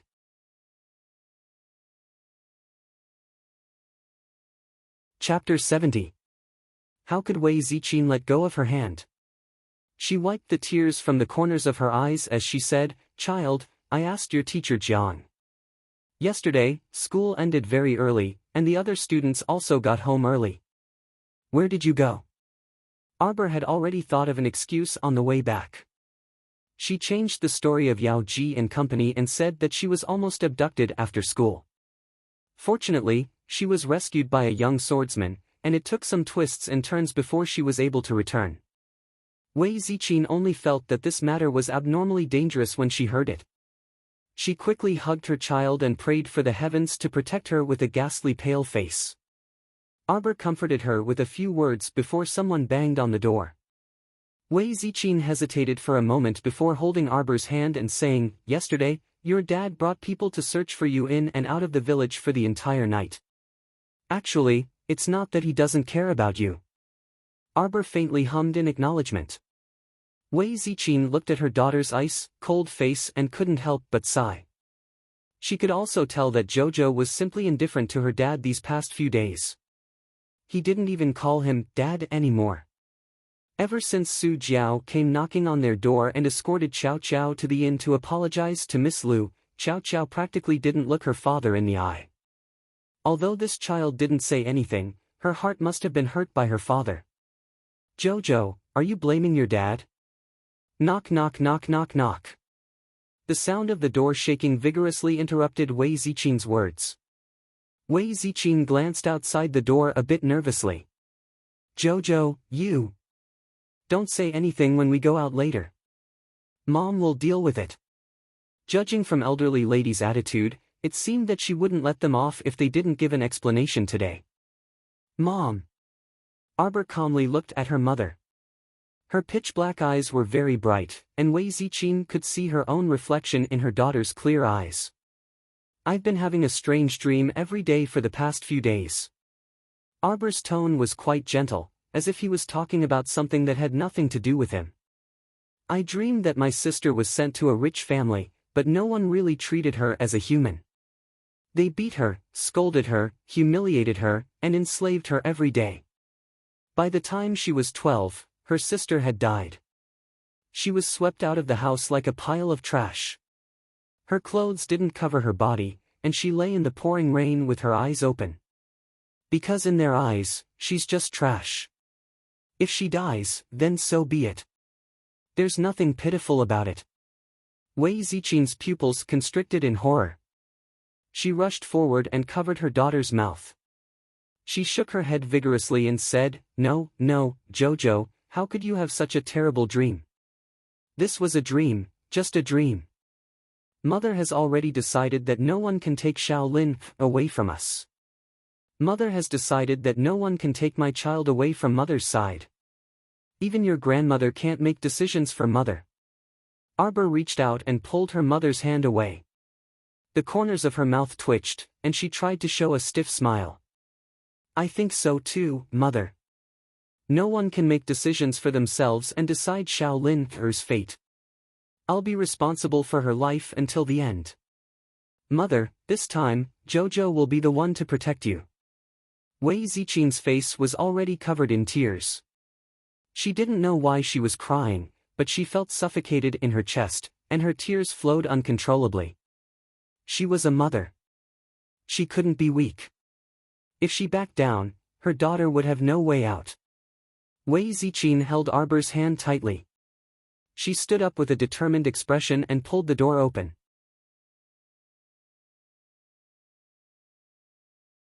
Chapter 71.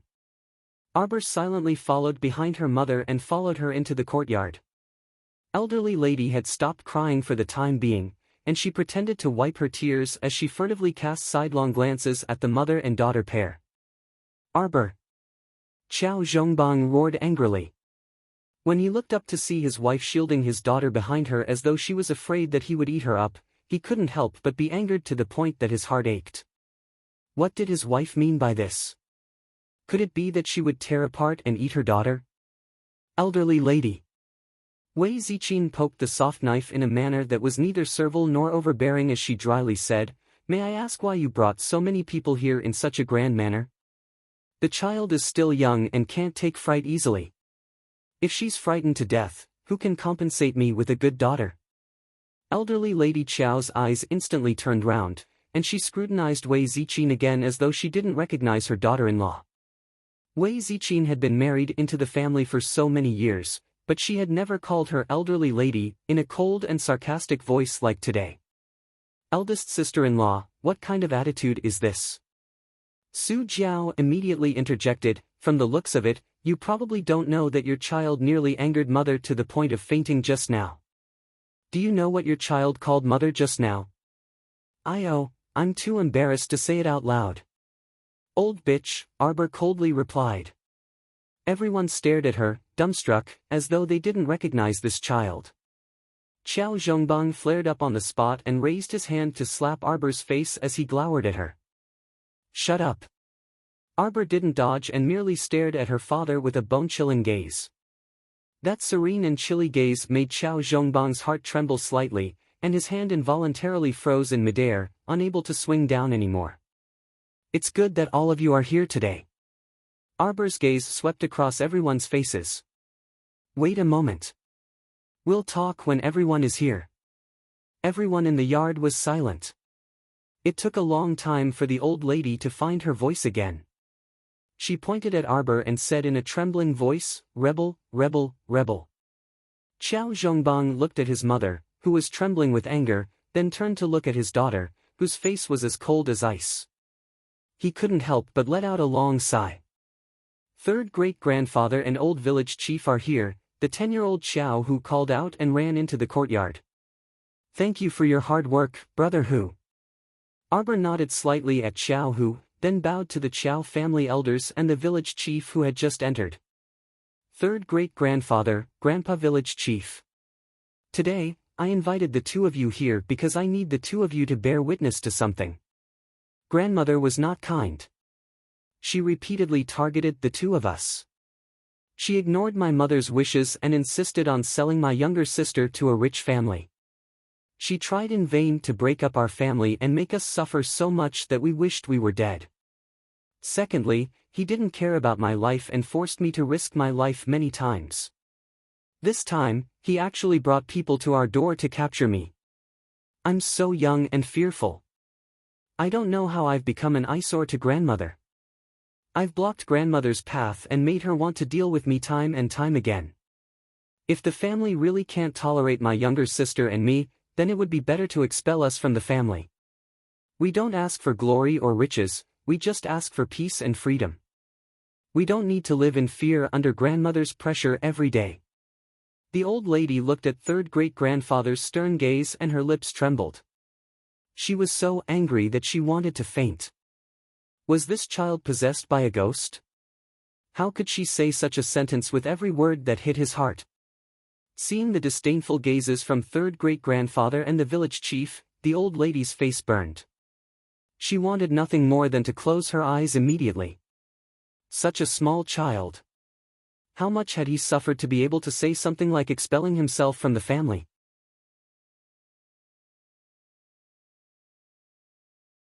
Chapter 72. Elderly lady felt her face burning, and her lips trembled, but she couldn't say anything. Originally, it was just a small family matter that could be resolved behind closed doors. Who would have thought that the damn girl would invite the two most powerful people in the village today?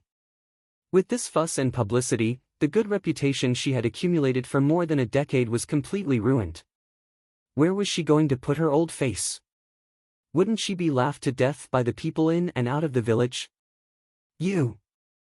Elderly lady pointed at Xiao Mu. She was simply caught off guard by Xiao Mu's preemptive strike. Enough! Third great-grandfather said to Wang Nei with a straight face, old fifth daughter-in-law, I warned you 2 years ago that you shouldn't meddle too much in the children's family matters. Let them handle it themselves. Originally, our branch was separated from the main family and arranged to live in this small mountain village. It's fine as long as we can live our own lives. Our children and grandchildren are growing up day by day, and those who should be separated have also been separated out. Let them fly and live their own lives, and you can also have more leisure.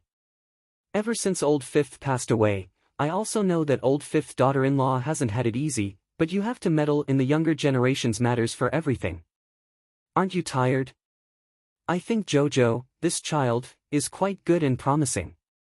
He has already advanced to the ranks of mystic cultivators at such a young age. His future is limitless, the old village chief also interjected from the side. Look at how you've forced such a good child. Elderly lady's lips trembled in anger, and she couldn't help but shout, Third uncle, old village chief, you don't know anything. Do you know what this child did 2 days ago? She ran to Long Gate Inn alone and violently beat up Miss Lu from Tiandao's sect. Tiandao's sect came to make trouble for me, and I had to deal with them for several days. I didn't know how many things they gave me before I finally dealt with the matter. After sending away that great Buddha from Tiandao's sect with great difficulty, I finally took the time to come over today. I didn't even have time to teach this child who doesn't know the immensity of heaven and earth a lesson before you two came over. Grandmother, you clearly came today for younger sister's matter, so why are you implicating me now? Although Wu Yanjun, that middleman, has gone missing, didn't you directly find that family and negotiate this transaction? You're talking nonsense, Wang Shi said guiltily. How could Arbor not know this expression? She was just trying to trick her, but she didn't expect the old lady to be so gullible and give herself away. Grandmother, Shaolin also calls you grandmother. How could you sell your sister for such a small amount of money? Could it be that when you dream in the middle of the night, there aren't any malicious ghosts crawling up from the ground to walk to your bed and drag you back to the 9 hells purgatory to be punished? Xiao Mu's chilly words were filled with boundless ghostly energy. Wang Shi was so scared that her body trembled. How could Wei Ziqi not understand? She rushed forward and picked up Qiao Lin, who was being held by Su Jiao. She looked at Madame Wang and the others with a guarded expression and said angrily, Mother, although our family is poor, we're far from selling our daughter. Mother, you'd better put away these thoughts and never talk about sending Lin away in front of me again. Okay. All of you are rebelling against me.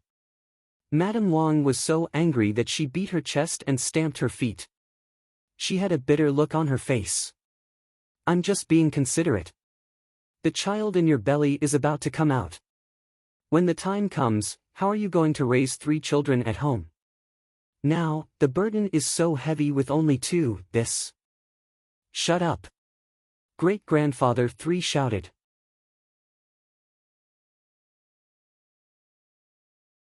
Chapter 73. Old fifth daughter-in-law, you. Third great-grandfather pointed at Madame Nei Wang and sighed. Muddle-headed. Many villagers were crowding outside the courtyard, and they were all pointing and whispering. Madame Nei Wang only felt that their gazes were filled with disdain, and she felt a stabbing pain in her heart that made it difficult for her to breathe. Third great-grandfather, mother-in-law is doing this for the good of eldest brother's family. Shut up. Third great-grandfather roared at Su Jiao. Do you think I'm an old fool? Zhongheng daughter-in-law, it's enough for you to manage your family's affairs. Aren't you ugly and shameful if you insist on sticking your hand into Zhongbang's family? Su Jiao instantly quieted down and didn't dare to make a sound. Old fifth daughter-in-law, you don't need to bother with Zhongbang's family's affairs in the future. Although our bloodline has fallen to Quoto village, it's not to the extent that we can't raise a child. It's just a matter of having more food. Zhongbang daughter-in-law, don't worry, as long as third granduncle is here, your family's children won't starve. Don't worry about giving birth, and don't be too burdened. Third uncle. Madame Ne Wang was so angry that she almost fainted. Old fifth daughter-in-law, I want to discuss something with you. From what I see, the three brothers Zhongbang, Zhongxing, and Zhongheng all have their own families and children. Ah, your youngest daughter is also getting married in September. How about this, I'll make a decision for you. Let's split up the family here today. We can't split. Madame Ne Wang shrieked and collapsed onto the ground. Third uncle, although you're my elder, you can't bully us orphans and widows so brazenly. How can this family be split up just because you say so? If we don't split, look at what you've become. Third great-grandfather glanced indifferently at Madame Ne Wang, and a trace of disgust flashed through his sharp eyes. It's settled then. It's good that old village chief is here, so he can be a witness. Split now, split immediately. Third granduncle, old village chief, how about we wait for second brother to return to discuss this matter? Qiao Zhongbang saw his mother collapse on the ground, and his heart ached as he stepped forward, wanting to speak up for her. Zhongbang, I know you're filial and honest, but sometimes, you have to take care of your wife and children. Ziqin hasn't had it easy all these years. Great-grandfather 3 gave Qiao Zhongbang a meaningful glance, pulled him aside and whispered a few words. After Qiao Zhongbang came back with third granduncle, he didn't say anything. He just kept sneaking glances at Wei Ziqin, who had a cold expression on her face. The separation of the family went quite smoothly. The old lady's wails and howls were of no use. With the old village chief as a witness, great-grandfather 3 single-handedly facilitated the separation ceremony. He even took out the document and remembered it clearly. Arbor curled the corners of his mouth. His sharp gaze swept past the old village chief and third great-grandfather. When he turned around, his eyes couldn't help but reveal a faint smile. She returned to her small room and closed the door.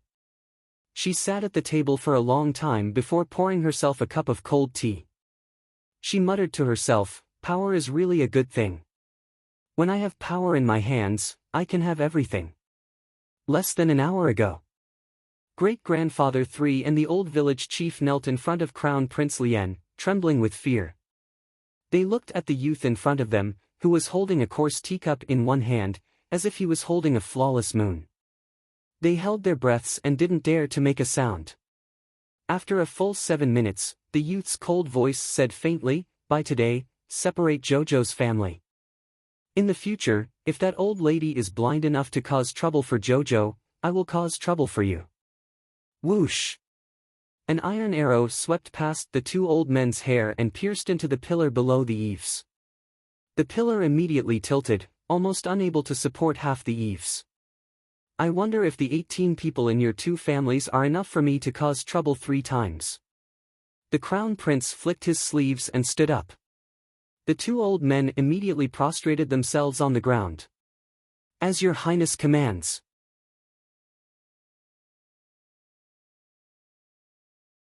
Chapter 74. Old Lady Qiao was furious this time. She had lost all face in front of the entire village.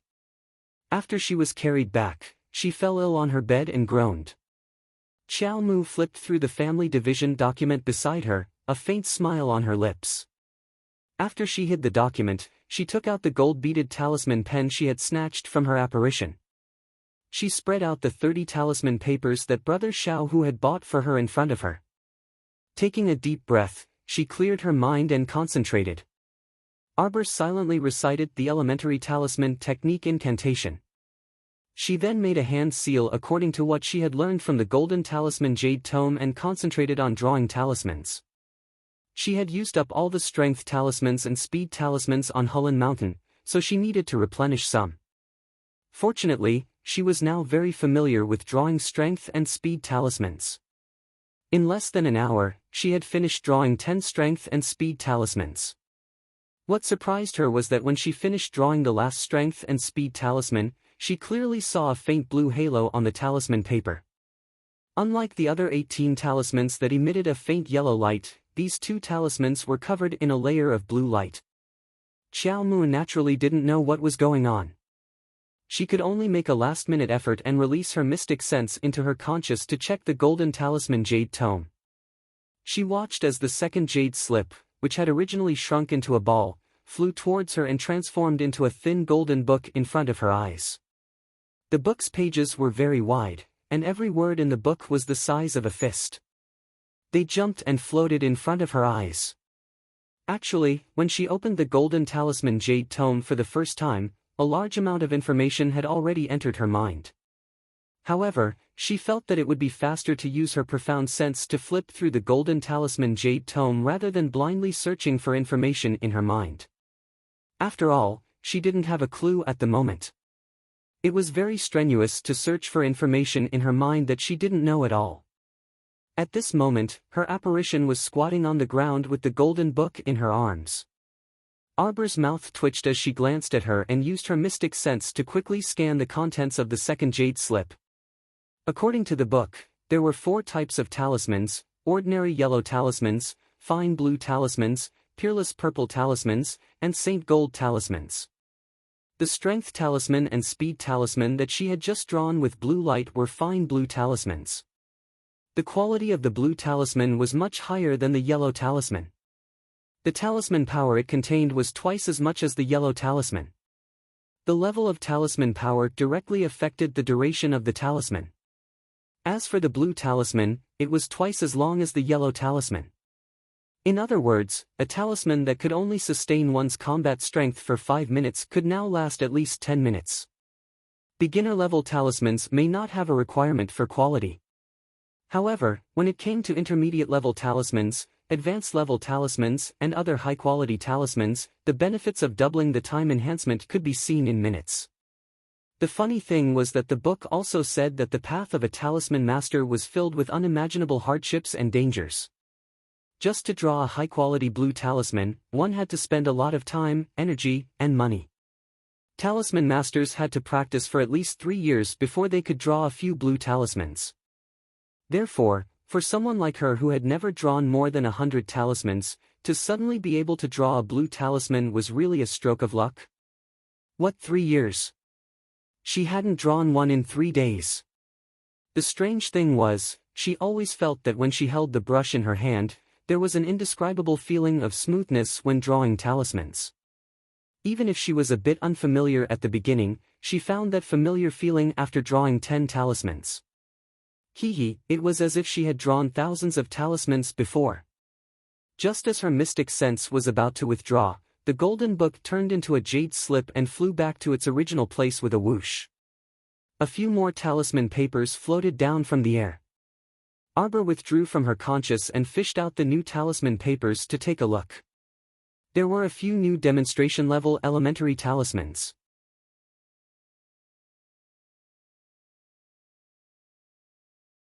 Chapter 75.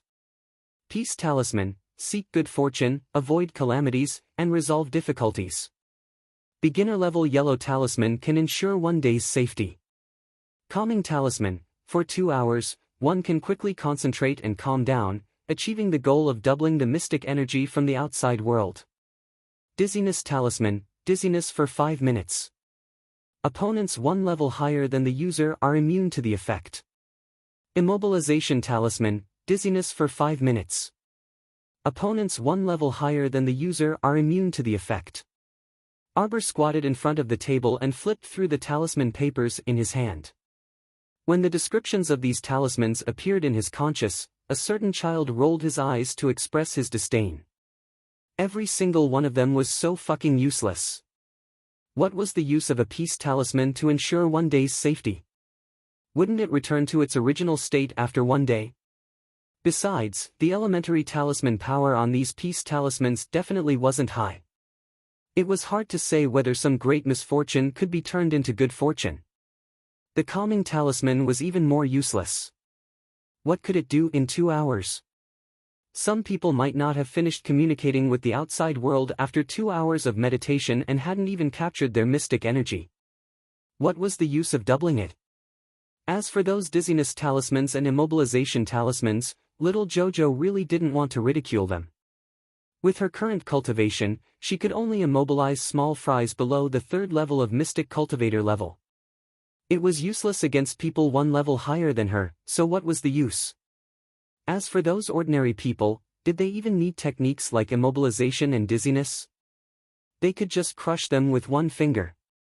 Useless. Useless. Little Xiao Mu threw away 1 talisman after another. She was so angry every time she threw one. In the end, the little person was paralyzed by the bed. Bored to death, she touched the last 2 yellow talismans and glanced at them without much hope. Wall traversing talisman, traversing walls within 3 feet for 5 minutes. Storage talisman, 1 cubic meter of storage space. Items can be stored and stored 100 times. Living things can't be stored. Little Xiao Mu's eyes lit up. She finally saw 2 slightly better talismans. How could she not draw at least 2 of the wall-traversing talismans that were essential to every household? Storage talismans were even more surprising. In her previous life, she had once seen an intermediate-level storage talisman in the hands of a young elite disciple from her family. That intermediate-level storage talisman could only store about 3 cubic meters of items, but in everyone's eyes, it was already a very magical item. In her previous life, the popularity of storage talismans was reflected in the fact that they could be sold for an astonishingly high price in both the black market and the normal market. Once the storage talisman appeared in the marketplace, there would be an uproar and many parties would fight over it. Xiao Qiao looked at the remaining 10 blank talisman papers in her hand and excitedly spread them out to continue drawing wall-passing talismans and storage talismans.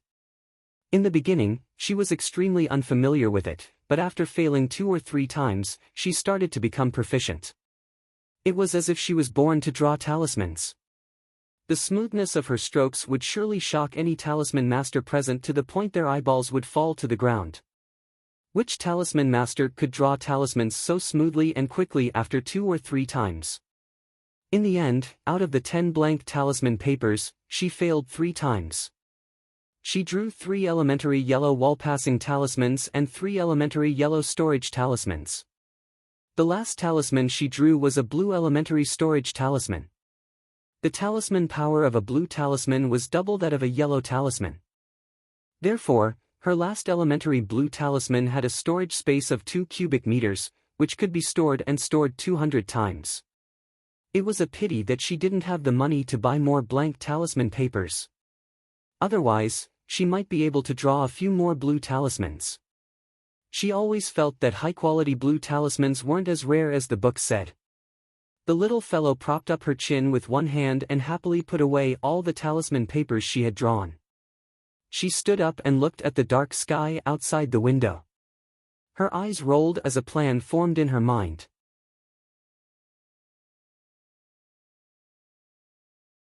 Chapter 76. There were over 100 households in Quoto village.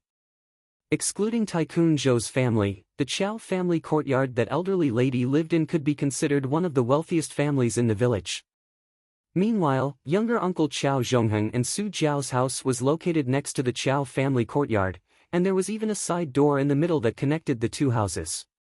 Elderly Lady Qiao doted on her youngest son quite dearly, and among her grandchildren, the one she favored the most was Su Jiao's son, little Fatty Qiao. When Arbor snuck to younger uncle's house window, he saw the 4-year-old chubby boy making a big fuss in the house. Su Jiao coaxed the child until she was badly battered, and her husband, Xiao Zhongheng, even scolded her in dissatisfaction. Su Jiao angrily threw the chubby boy onto the bed and turned to point at Xiao Zhongheng as she scolded, "Coax him if you can." She was almost angered to death today. She made a trip to eldest brother's house, but she didn't reap any benefits and was even scolded by that old-fashioned third granduncle. She was so angry that her lungs were about to explode. "I say, seriously, doesn't our son just want a clay figurine toy? Just buy it for him. How are we going to coax him when he's making such a fuss?" Xiao Zhongheng became angrier as he spoke. Buy, it doesn't cost money. That lousy toy costs half a tael of silver. If you're so eloquent, why don't you buy it for your son yourself? Su Jiao's temper flared up at the mention of money. "It's not like you don't know that Shaolin's matter is a mess. The deposit we received from the Dou family has been refunded, and your mother even told me not to meddle in this matter in the future. Money, this requires money, that requires money. Why don't you give me 10 or 8 taels of silver to spend? Why are you being so loud?" Xiao Zhongheng's face flushed red from his wife's words. He had always been an idle, drunken fool. No matter how many taels his mother gave him, it wasn't enough for him to squander in a few days. How could he have known that their family was short on money? I didn't know that Shaolin's matter was a mess. Didn't you say last time that we could earn 20 taels of silver after selling Shaolin? He was still thinking of swindling a few taels of silver from his wife to buy 2 bottles of good wine. Sell! Su Jiao was so angry that her head hurt. She glared at her husband and said, "Your niece is very capable. Do you know that you've slapped your mother's face in front of so many people today? Let me tell you, that niece of yours is really a debt collector. She was already so good at scheming at such a young age." He really didn't know how she could think of so many things at such a young age. He actually invited the old village chief and third granduncle here to make the decision. With just a few words, they separated big brother and big sister-in-law's family. What? Xiao Zhongheng raised his voice. Eldest brother's family moved out. Drink. You only know how to drink all day. What else can you know? I think other than you, this news has spread throughout the entire family. Who doesn't know that big brother and sister-in-law's family moved out today? Su Jiao angrily pushed Xiao Zhongheng away and angrily pinched the handkerchief in her hand. Then 20 taels are gone just like that? Xiao Zhongheng exclaimed with a pained expression. 20 taels. Bah! 20 taels. We don't even have any money left. Su Jiao wished for nothing more than to spit at him. Why did she marry such a good-for-nothing? She was so angry that her heart ached, and she directly fell asleep on the bed after pulling the blankets over her. Xiao Zhongheng shouted at his son and blew out the lamp before going to bed as well. He hugged Su Jiao with a drooling face and asked, "Wife, are we just going to let our 20 taels go like this? I know that you have big ideas and are smarter than me. You should think of something."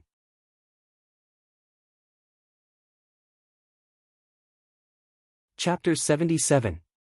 How could Su Jiao be resigned to this? She was also trying to think of an idea with her insides burning. Although Xiao Zhongheng was a good-for-nothing, as long as he wanted to, his ability to smear honey with his mouth was top-notch. He could soften Su Jiao with just a few words. After the two fooled around like this for a while, Xiao Zhongheng fell into a deep sleep, but Su Jiao tossed and turned, unable to fall asleep as she thought about those 20 taels of silver. Arbor, who had been hiding under the eaves and eavesdropping for a long time, had long been so angry that his fists were tightly clenched. Her guess was right. Su Jiao really did play tricks on Shaolin. No wonder she had been so enthusiastic and diligent in coming to their house to persuade their mother to send Shaolin away as soon as possible. It turned out that she could still fish out 20 taels of silver as a reward. 20 taels. Her pitiful younger sister's life was only worth 20 taels in Su Jiao's eyes. If she hadn't added fuel to the fire in her previous life, Shaolin wouldn't have been taken away by Wu Yanjin so smoothly. This damn woman. Arbor took out a wall-passing talisman from his pocket and tore it open, a cold glint flickering in the depths of his black eyes. Su Jiao rolled over on the bed again and lamented to the wall. She couldn't think of any good ideas after thinking for most of the night, so she was truly at her wit's end. But she really couldn't bear to give up those 20 taels of silver just like that. It was all that damn child Arbor's fault. If he hadn't interfered, eldest sister-in-law would have long handed Shaolin over and there wouldn't have been so much trouble in the aftermath. Su Jiao rolled over again and opened her eyes with a dry mouth. Just as she was about to pour a cup of water from the table, she suddenly saw a shadow float past her eyes. She instantly quivered in fright, and all her drowsiness disappeared without a trace. She sat upright like a spring and shouted in fright, "Who's there?" Qiao Zhongheng, who was sleeping soundly, groaned like a dead pig. Su Jiao saw nothing in front of her and calmed herself down before inwardly sighing in relief. She only knew that she was too nervous after sleeping in the middle of the night. She didn't want to drink any more water, so she lay down and turned over. Then, her eyes suddenly widened, as if they were about to split open. Looking at the half-drooping face in front of him, his heart almost jumped out of his chest. Her brain was dead for 3 seconds before she finally realized what was happening in front of her. She let out a shrill scream, scaring Qiao Zhongheng into sitting up in his sleep. "What's wrong? What's wrong?" Qiao Zhongheng glared at Su Jiao and said angrily, "Why are you screaming in the middle of the night?" Su Jiao pointed at the back of Qiao Zhongheng's head. Her lips were trembling, and her eyeballs were about to pop out of their sockets. She stared fixedly at the ghastly pale face on the wall as it retracted back into the wall bit by bit before disappearing. Qiao Zhongheng looked back. There was nothing but a wall. Face. Su Jiao shuddered, her entire body trembling. What face? Qiao Zhongheng, who hadn't seen anything at all, was baffled. Ghost! Su Jiao's eyes rolled back, and she fell down stiffly. Arbor wiped away the dust smeared on her face and turned to look at the brightly lit Qiao Zhongheng's house. The corner of her mouth hooked up coldly. "You're scared already? The good days are still waiting for you guys."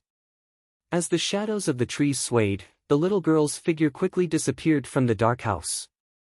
There was only a faint breeze that blew by and scattered the leaves on the ground. Early the next morning, Arbor was woken up by the sound of goods being unloaded outside. Her spirits were roused, and she jumped up. She carelessly wiped her face and ran outside. She bumped into Wei Ziqin, who asked curiously, "Jojo, there's a group of people outside saying they're here to deliver goods to you."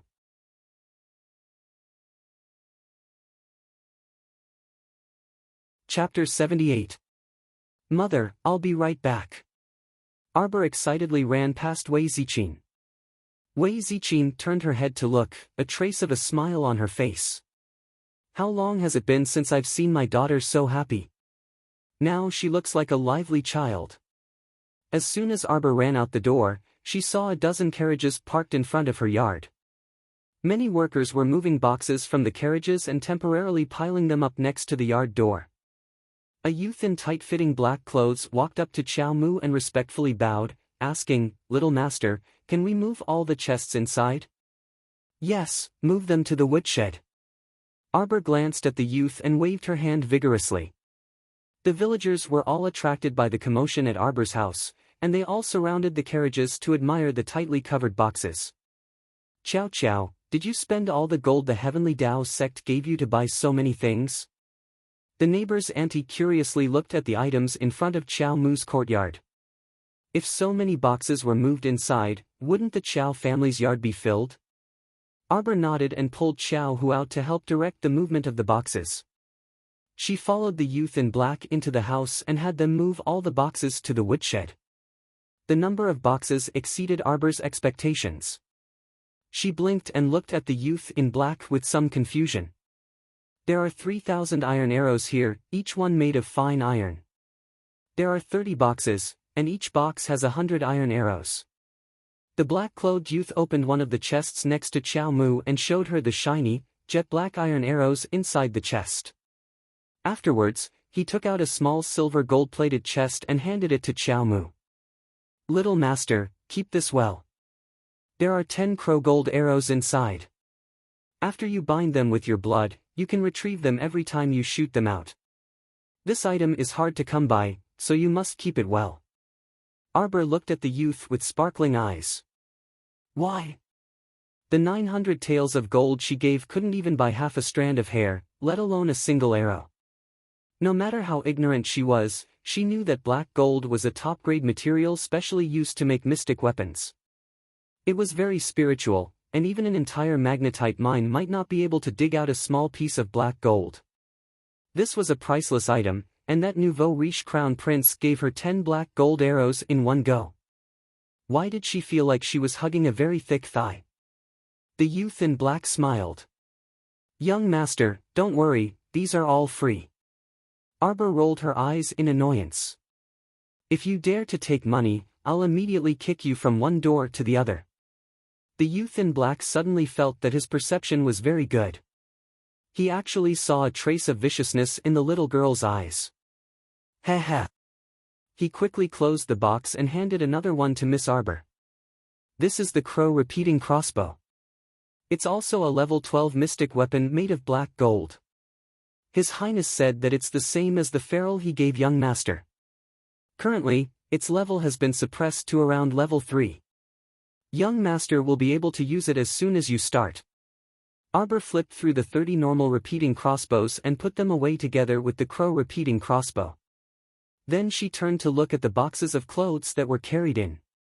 According to their previous agreement, a certain crown prince would buy her 20 years' worth of clothes to wear. Arbor rubbed her little nose.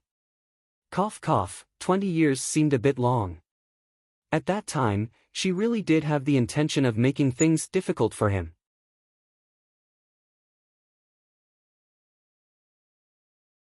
Chapter 79.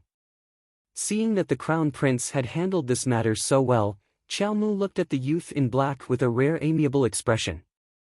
"So you're called Yu Shou. Go back and thank His Highness on my behalf. All right, you can leave after putting the things down." Look. This heartless little thing said this. No wonder His Highness had warned him to be careful of this little fellow. She would turn her back on him as soon as the things were in her hands. The youth in black straightened his face and cupped his hands at Qiao Mu. "Little master, His Highness has instructed me to follow you from now on and work for you. Also, I'm not called Yu Shou. I'm called Aoyi. Miss, Yu Shou is the captain of the Dragon Saliva Guard. Just how blind are your eyes? Yu Shou has always been by His Highness' side. Logically speaking, this isn't the first time you've seen him. How could you mistake him for someone else? Shouldn't you reflect on your actions?" "Aoyi?" Qiao Mu looked at the handsome youth in black curiously and asked in a small voice, "Is it because you often stay up late that your crown prince gave you such an unreliable name?" "Aoyi, ha! Miss, you guessed wrong. That's not the case. I'm a member of the Night Pavilion. Every member of the Night Pavilion has the word Yi in their name." "Oh." Qiao Mu turned her face away with disinterest. She wasn't interested in asking him what the Night Pavilion was. It was probably the power of that nouveau riche crown prince. "Do you know how to drive a carriage?" "Aoyi. Why does it feel like I'm following Miss for the rest of my life?" There was a commotion outside the courtyard. Arbor frowned. "Stay here and look after the things. I'll go out and see what's going on." "Yes." Aoyi cupped his hands. Qiao Mu walked out of the door with her small paws behind her back with a solemn expression. She saw a familiar-looking red-clothed young girl around 12 to 13 years old nimbly rummaging through several wooden chests while continuously clicking her tongue in amazement. "Mother, look at this satin. It's so soft and comfortable to the touch.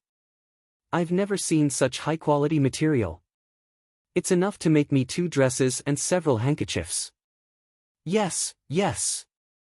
If our Ing Chun were to wear this set of satin, she would definitely surpass Tian Xian Er. Ha ha ha. A woman in her 30s or 40s popped out from the side and picked up the silver-threaded satin in Xiao Yingchuan's hands. She giggled and continuously gestured to her daughter's body. Heavens, did Xiao Zhongban's family become rich?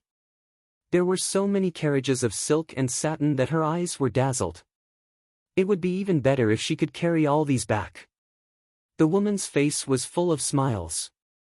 The workers who were moving the boxes looked at the mother and daughter who were talking to themselves helplessly. They muttered, "That's not it. Young miss, she. Ah, what's in this little box?" Xiao Yingchuan's sharp eyes saw a young maidservant about 10 years old dressed in a small turquoise robe alighting from the carriage. Her gaze then landed on the rosewood box in the young maidservant's arms. Eh! The little girl jumped in fright. Seeing that Xiao Yingchuan was about to snatch it away, she hastily shielded it against her chest as if she was protecting her food. She tightly clutched the box and refused to let go as she shouted, "Why quickly let go? This isn't for you. This belongs to our young master. Hurry and let go. Let go. Let me see what it is." Xiao Yingchuan's eyes were practically glued to the box. Taking advantage of the fact that she was taller than the maidservant, she went forward and snatched the box from the little girl's hands.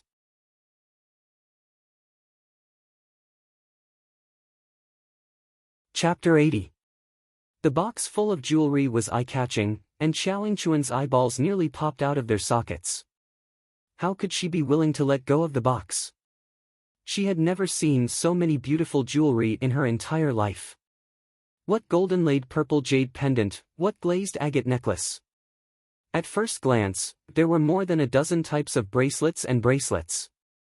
Among them, the pure gold silk bracelet was already the most unremarkable. The various beautiful reds and emeralds dazzled her eyes. She hugged the box and pounced to her mother. Madame Nei sighed, acting coquettishly. Mom, look at these. They're so pretty. Oh my." The madam slapped her thigh and exclaimed, "These are all good stuff. Chun, you have to put them away properly. Don't lose them." The madam spoke as if these were all her daughter's possessions, which made the tearful young maidservant widen her eyes in shock. Heavens! The young maidservant swore that she had never seen such a bandit and shameless person. "Mom, I won't lose them." Xiao Yingchuan hugged the box tightly to her chest in glee, and her eyes kept darting left and right. She arrogantly pulled over a dozen boxes and said to the stupefied workers beside the carriage, these, and these. Load them all onto the carriage and move them away." As she spoke, she went up with a grin and continued to touch the satin that she had previously felt especially comfortable.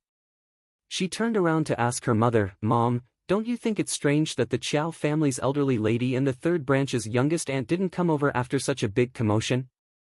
This was a bit illogical. If that elderly lady and the third branch's youngest aunt came to snatch the goods first, how could the two of them have a share? Madame Nei also found it strange. That old fart and the third branch's Su Jiao weren't easy to deal with.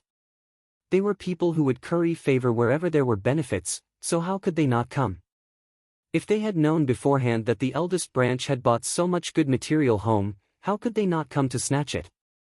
Madame Nei hugged a roll of brightly colored material and couldn't close her mouth from smiling as she touched it. "Why do you care so much about them? We came first and picked first. Who told them to come so slowly? Who's to blame for being short-handed?" Xiao Yingchuan hugged the rosewood jewelry box, unable to put it down. She beamed with joy as she nodded repeatedly. She pointed at the dumbstruck workers on the side. "Mom, then let's go quickly. All of you, what are you all standing there for? Hurry up and put your things in the car and follow us." Hee hee. Arbor didn't expect to see such a wonderful show as soon as he came out. This was really an eye-opener. With a sidestep, the petite figure arrived in front of Xiao Yingchuan and ruthlessly kicked Xiao Yingchuan's knee. As she cried out in pain, she jumped up and knelt on the ground. When the box flew out of her hands, Xiao Qiao caught the jewelry box with one hand and sat on one of the boxes. Bang! The lid of the box was pressed down, almost breaking Madame Li's fingers as she hastily retracted them. "Damned girl! What are you doing?" Madame Li cursed with her hands on her hips. These, and these are all mine. Where do you want to take it?" Arbor looked at the two people with disdain and waited on them coldly. "Not only is your face big enough, but your appetite is also incredibly big. There are so many carts of my things, and you want to take them away without even saying a word? I really want to ask the two of you, who gave you such big face and guts?" Madame Li's face flushed red, and her chest heaved up and down in anger. She pointed at Arbor and angrily reprimanded, Why you little girl, do you know who you're talking to?"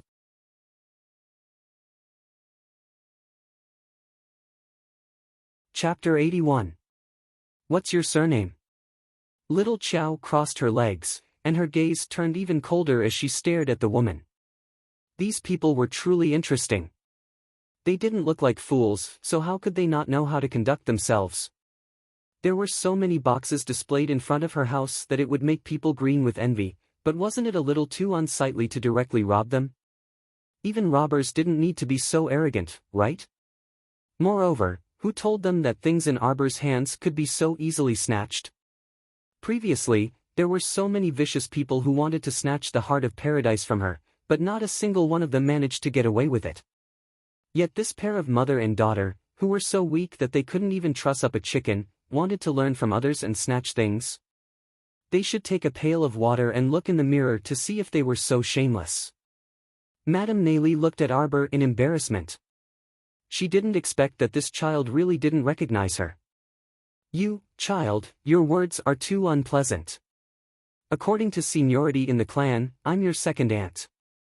As she said this, she forced a smile on her face and pulled over Xiao Ying-chun, who was groaning and standing up angrily. She coughed dryly and said, "This is your older sister Ying-chun. Haven't you seen each other since you were young?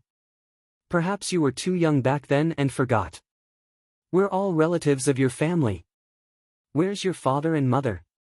Have them come out for a while." There were so many silks, fabrics, and jewelry. No matter what, a portion should be given to the mother and daughter, right? They were all relatives of the same family, and they were such close villagers. It wouldn't be right if they didn't share some with the mother and daughter, right? As Madame Li thought this, she put on a fake smile and retracted the anger on her face. She then gently pinched her daughter's palm, telling her to restrain her anger as well. But how could Xiao Ying-chun restrain her anger? She had never suffered such grievances in her life. She was kicked to the ground by Arbor, and her posture was so ugly that she almost didn't want to recall it. With so many villagers watching her make a fool of herself, how could she calm down the anger in her heart? "Mom!" Xiao Ying-chun tugged at her mother's elbow and glared at Arbor angrily. "Why are you being so polite to her? Take the things away. There's no need to waste words with her." Arbor chuckled and glanced at the dumbstruck workers. "What are you waiting for? Why aren't you carrying the box into the courtyard? Are you waiting to be robbed?" "Yes." The leading waiter waved his hand. "Move it." A group of people came forward to unload the goods, moving the boxes of fine satin to Arbor's courtyard. Xiao Ying-chuan's eyes were about to shoot out a venomous glint. Who knew where she got the courage from, but she actually rushed up and hugged the chest in one of the shop assistant's hands, fighting back and forth with him. Let go, let go. Where are you taking my clothes? Let go of me." The clerk looked embarrassed and looked in the direction of Arbor for help. "Young Mississippi, why are you being so polite to bandits?" Arbor smirked and waved his hand. "Just beat them out of here." "Yes." With Arbor's words, the shop assistants no longer hesitated. When they saw Madame Li and her daughter rushing up to grab the chest in a frenzy, they didn't hold back anymore. Madame Li and her daughter were both ordinary people, so how could they win against the shop assistants with round waists and thick arms? Madame Li's head bumped into a tree, and she shrieked as she touched the blood dripping from her forehead. Xiao Ying-chun fell to the ground in a sorry state. She clutched her leg and bawled loudly, "Want my life, want my life." Madame Neily also responded by wailing like a ghost and howling like a wolf. Miss Chow killed someone, killed someone.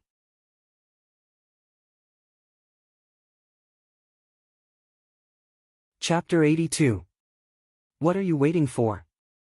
Continue to move. Don't take these people's cries seriously. Arbor indifferently swept a glance at the workers, then his disdainful gaze swept past the crying mother and daughter pair sitting on the ground. When Madame Lee saw the surrounding villagers pointing at them and laughing at them, she couldn't help but feel embarrassed. She got up from the ground and pounced toward Arbor's courtyard like a hungry tiger.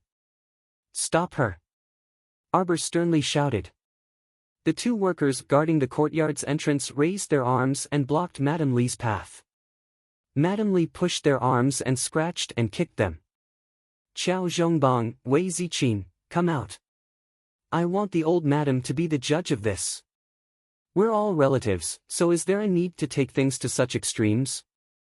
Wei Ziqin ran out when she heard the commotion at the courtyard's entrance. No matter how much she wanted to ignore it, she couldn't completely pretend to be deaf and mute. Wei Ziqin couldn't help but nervously wipe her hands when she saw Madame Lee acting like a lunatic. She looked up at her daughter. Xiao Mu returned her a reassuring gaze before saying faintly, "Mom, don't mind them. Your daughter, bought these things with real gold and silver. I earned them by risking my life to guide you through Hulun Mountain." Wei Ziqin panicked at the mention of Hulun Mountain. She recalled how her daughter had led the Tiandao sect's people up the mountain that day and how she had been on tenterhooks waiting at the foot of the mountain. Her heart couldn't help but tighten. She nodded and said, "Mother knows." She turned to face the two workers blocking the way and said to Madame Lee, "Second sister-in-law, our family's Jojo risked his life to buy these goods.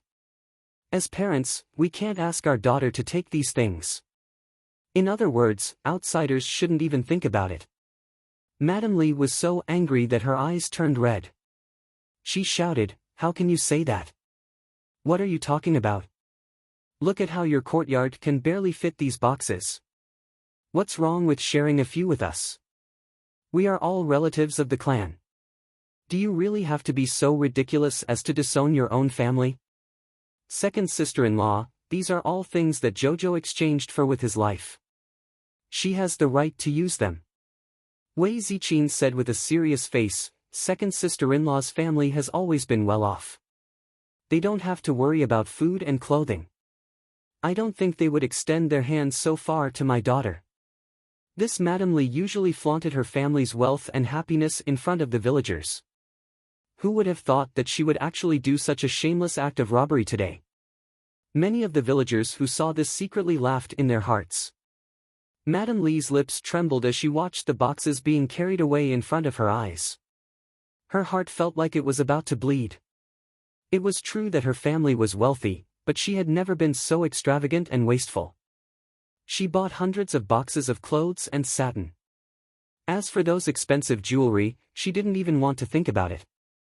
It was already good enough that she could add a few silver jewelry every year. Madame Lee was so angry that she felt dizzy. Xiao Yingchun stared at Arbor's back and screeched, "Jewelry box, my jewelry box." Arbor ignored the two of them and directly carried the rosewood box into the courtyard. Accompanying him was a little servant girl who followed suit. She couldn't be bothered to waste her breath with these two idiots. She didn't really like the jewelry the nouveau riche crown prince gave her, and she didn't have the hobby of wearing it on her head like a peddler. However, this didn't mean that she, Arbor, would allow others to take advantage of her Arbor's things. Especially those idiots, it was even more impossible.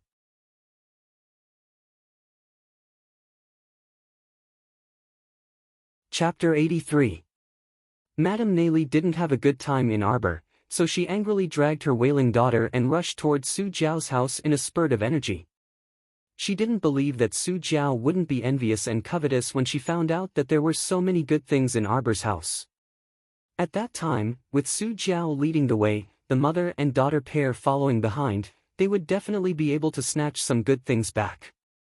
However, if that box of jewelry fell into Su Jiao's hands, there was no guarantee that they wouldn't be able to get some back. The more Madame Neily thought about it, the more pain she felt. However, she couldn't hold back the anger in her heart and went straight to Su Jiao's house. As soon as she entered the courtyard and called out, "Big Sister Su Jiao," a basin of dog blood splashed onto her head. Madame Neli was immediately dumbstruck.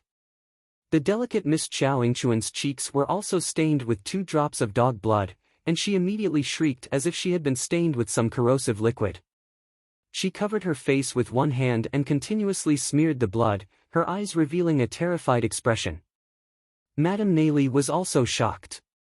When she focused her eyes, she saw an incense burner table in the courtyard, and 3 fist-thick incense candles were lit in broad daylight. A middle-aged Taoist priest was waving his peachwood sword in front of the table and jumping up and down while reciting with conviction, "Immortal venerables and heavenly monarchs command the world, demons and ghosts should quickly disperse." Roar! Ha! Madame Neli, what kind of situation was this? Su Jiao was curled up behind the incense burner table wrapped in a blanket on a hot day. She looked over with a pale face, her eyes unfocused. She then saw that there were several dozen yellow talismans pasted on her blanket. Her hands, feet, and even her forehead were covered in talismans. She looked extremely strange, as if she was possessed. When Madame Neli saw that the situation wasn't good, she immediately grabbed her daughter's hand and hastily escaped from the courtyard without even greeting Qiao Zhongheng. She then walked toward the elderly lady's house next door. Unlucky! Who knew if the demonic aura on Su Jiao's body would spread to them? For safety's sake, they should stay as far away as possible. No wonder Su Jiao didn't go to Arbor's house to snatch things today. It turned out she was possessed and couldn't go out. However, elderly lady was also strange today. Su Jiao's home was connected to elderly lady's home, so it was impossible for elderly lady not to hear any commotion when Su Jiao had already caused such a ruckus. Madame Li held her daughter's hand and, with a head full of dog blood, chatted with the gatekeeper for a long time before finally entering the matriarch's home. Madame Li inquired about the matriarch's condition and found out that the matriarch had been sick since last night. Madame Neli came to a sudden realization. She was wondering why elder Lady Qiao, with her mean and greedy personality, wouldn't not act upon hearing the news. So it turned out that she was as unlucky as Su Jiao. One was possessed while the other fell ill. Madame Li pulled her daughter to the matriarch's room. She didn't even wait for the old maidservant to finish announcing her arrival. Madame Li howled, "I-oh, my old lady," and rushed into the room. Madame Li lay in front of the matriarch's bed and howled loudly, but she didn't shed a single tear. The old lady was so angry that she felt dizzy on the spot. "I'm not dead yet, so what are you howling for?" Madame Li's howling caused the originally sickly matriarch to feel uncomfortable all over. She angrily reprimanded, "Shut up. What exactly happened?" Madame Li embellished the story of how the Arbor family moved the chests and baskets. As she spoke, she paid attention to the matriarch's expression. However, she saw that the matriarch's expression was very calm, as if she didn't care about those goods at all. The sky was really going to rain red soon. Elder lady was actually so strange today. Shouldn't she have jumped up on the spot and gone to Arbor's house to snatch the goods? How could elder Lady Qiao be calm? She was so angry that she almost fainted. However, the Arbor family had separated last night, so no matter how much she wanted to extend her hand, she couldn't reach out to her granddaughter who had separated from them. After hearing Madame Li's instigation, elder Lady Qiao suppressed her belly full of anger. She frowned and persuaded Madame Li with a few words before impatiently sending Madame Li back to wash off the dog blood on her body. The smell of dog blood almost made her vomit. When Madame Li saw that the matriarch had actually given up on such a large amount of property, she immediately felt that it was a bit inconceivable. When she was sent out by the matriarch, Madame Li kept muttering about strange things. Thinking about how she had been running around for so long and hadn't received a single benefit, Madame Li's heart was filled with anger. She saw a hollow green stone vase standing by the matriarch's door and reached out to hold it in her arms. The matriarch, who was sending her off, was dumbstruck. Madame Li held the vase and muttered, "Old madam, then I'll be leaving first. Take care of yourself." She pulled her dissatisfied daughter and walked out of Elder Lady Chow's courtyard. The matriarch turned around and told Elder Lady Chow. The matriarch was so angry that she smashed a cup on the spot. This long-lived woman really didn't let go of any opportunity to pluck feathers from a goose. She didn't even let go of the vase at the door.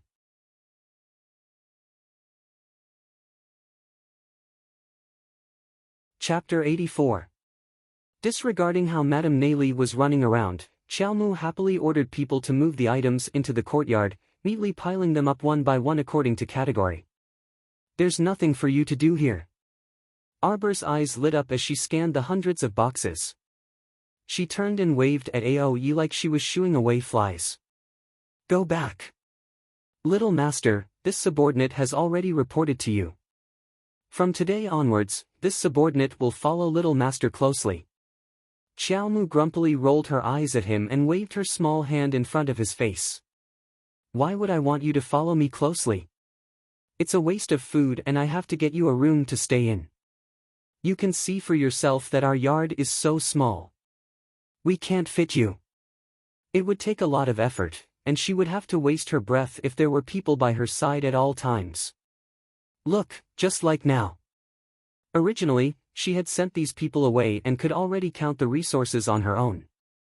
Now that they were here, how was she going to take out the heart of paradise to open the mystic realm? She was so angry. She didn't want to talk at all. The little fellow glared at Aoyi like a tiger eyeing its prey. She gestured with her chin toward the door, implying that he should get lost. Aoyi's mouth twitched. He quickly took out a purse embroidered with gold thread and presented it to her with both hands. This is my room and board for the next 3 years. Don't worry, little master. I don't need a room to stay in. I can stay anywhere in the yard. A bowl of rice is enough. Xiao Mu naturally confiscated Aoyi's money pouch and opened it to take a look. There were many small gold pellets and round, shiny little gold beans. Other than that, there were also many colorful gemstones. Adding them all together, there were at least 10,000 taels of silver. Not to mention 3 years, it was probably enough to cover 30 years of expenses. Arbor glanced at Aoyi and sized him up. She nodded and waved her hand again. Aoyi immediately understood and cupped his hands. Don't worry, little master. I'll be nearby. If little master needs anything, just call me. After saying this, he leaped up the eaves with a whoosh and soon disappeared. Xiao Hu, who was standing at the entrance of the yard and blocked by the boxes, was so shocked that his jaw dropped. Her eldest sister was too amazing. She actually had to pay for the food and lodging of a subordinate. This was too exaggerated. At this time, the servant girl, who had been following Arbor without making a sound, also ran forward. She took out a bag of golden pellets and golden beans from her bosom and presented it to Arbor with both hands. Young master, this servant's name is Xiaoyao. I know a thing or two about washing clothes, cooking, combing hair, and makeup. This servant can sleep in the front yard, the firewood shed, and the haystack. A bowl of white rice is enough for me. The corners of Arbor's mouth twitched. He opened his money pouch and took out 2 small gold ingots, handing them to the little girl. Go buy groceries. Tycoon Crown Prince really put in a lot of effort. He even prepared food and accommodation for the 2 of them. Arbor was speechless for a moment. Her subordinate was so considerate, how could she, as the master, endure it? He was too embarrassed to push her out. Xiao Qiao walked to the box with her little paws behind her back. She turned around and shouted at the empty courtyard, Aoyi, do you know how to drive a carriage? Yes. Little master. Aoyi's face was full of tears. Little master wanted him to be a carriage driver for the rest of his life. Brother Xiao Hu, help me guard the entrance.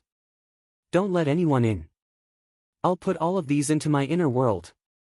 Arbor waved his little hand at Xiao Hu, who was standing at the entrance of the courtyard but couldn't enter. Xiao Hu immediately responded and turned to stand outside the courtyard, closing the door behind him.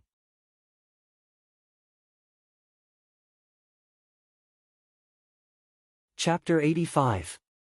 Arbor immediately took a cursory look at the boxes and realized that the nouveau riche crown prince was indeed quite reliable. There were more than 10 boxes of ready-made clothes for all 4 seasons, shoes, and hats, enough for their family to wear for a while. Other than that, there were 70 to 80 boxes of high-quality materials, thick, thin, silk, and velvet. There was really everything that one could think of. Coupled with more than 10 boxes of silk threads of various colors, even if mother wanted to cut and make clothes herself, she wouldn't have to worry. It was indeed enough to wear for 20 years. She had only said it casually. She didn't expect that the crown prince would really take care of everything for her. Arbor sat on one of the boxes and used her mystic senses to sense the surroundings before taking the heart of paradise out of her mouth. She didn't want to say anything after fighting with the sapling. It was simply tiring. If it weren't for the fact that there were too many boxes here and they took up a lot of space, she would have hated that she couldn't use a storage talisman. That way, she wouldn't have to fight with that strange tree every time. After snatching the heart of paradise, Xiao Mu deliberately used her mystic conscience to sweep over the tree.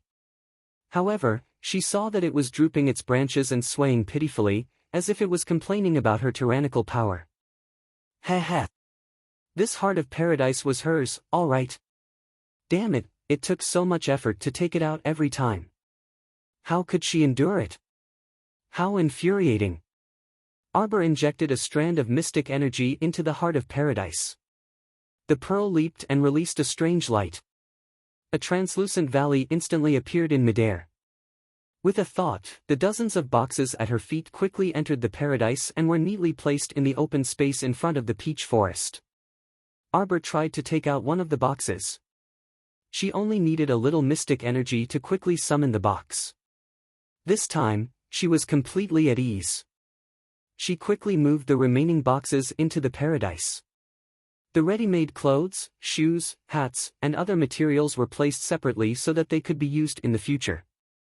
After that, Arbor threw 30 boxes of iron arrows, 10 crow-gold arrows, crow-repeating crossbows, and ordinary repeating crossbows into the paradise. She took out a few golden beans and placed them in her purse.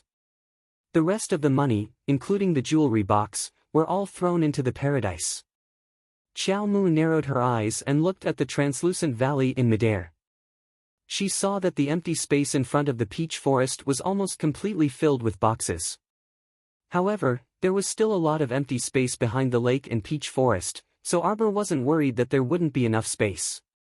Now, she was just waiting for second uncle to bring back all the supplies. When that time came, everything that needed to be prepared. Xiao Mu's small face was expressionless, but she was clearly happy on the inside. With a wave of her small hand, she retrieved the heart of paradise. Just as she swallowed it, she felt a gust of cold air assault her from afar.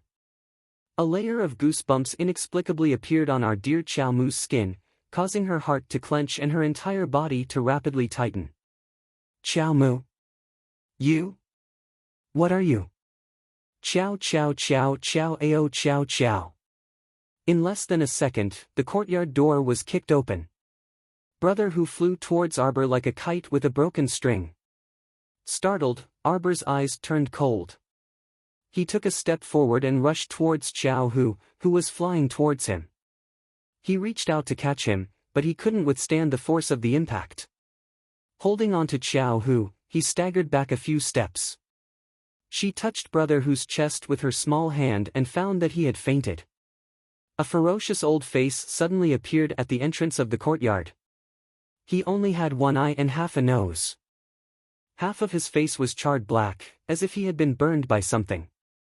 The upper half of his face was completely glued together, making him look rather terrifying.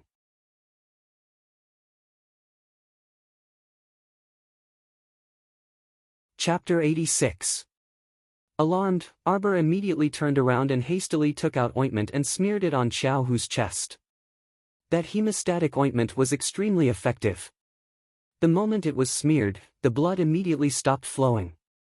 Arbor's heart calmed down a bit. Just as she placed Xiao Hu against the wall of the courtyard, a sinister granny's face abruptly appeared in front of her, and a withered, twig-like hand reached for her neck. Xiao Mu dodged backwards, and a faint doubt flitted through the old woman's eyes. Her hand that was grabbing Xiao Mu also paused, and she examined Xiao Mu from head to toe before chuckling coldly. "Little child, you're actually a mystic cultivator. Although your cultivation isn't high, it's commendable at your age. Old senior, may I ask why you suddenly barged into my home and injured my older brother?" This granny carried dense mystic energy, and her cultivation was probably on par with that ghost saber that Prince Imo had crushed to death. Perhaps she was also a level 8 mystic cultivator. Although Arbor was alarmed, she didn't show it on the surface.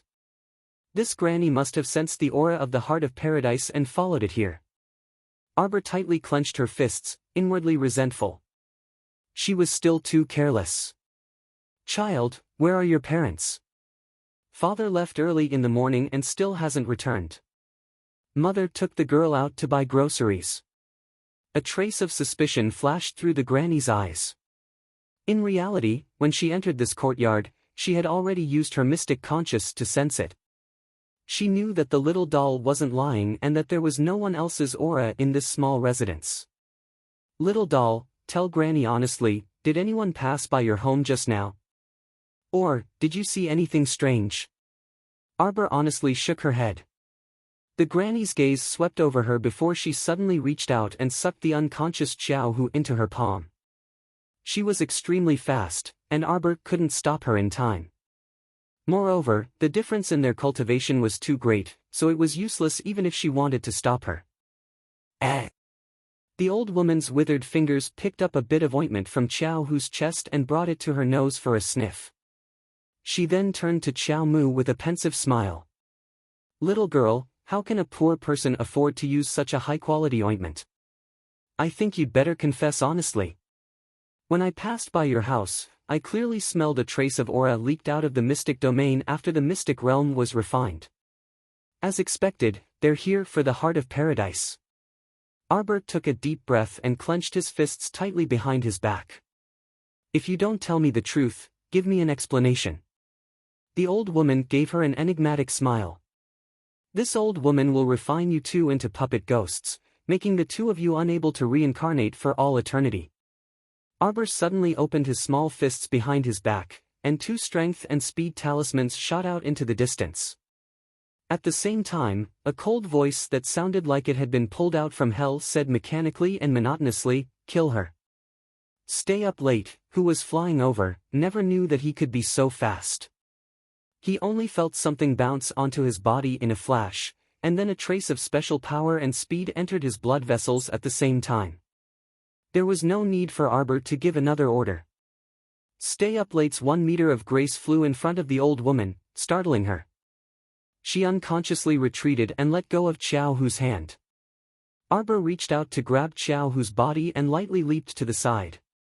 She turned back to stare at the old woman as if she was looking at a corpse. That gaze made even the old woman, whose hands were stained with blood, shiver. She felt a chill run up her spine.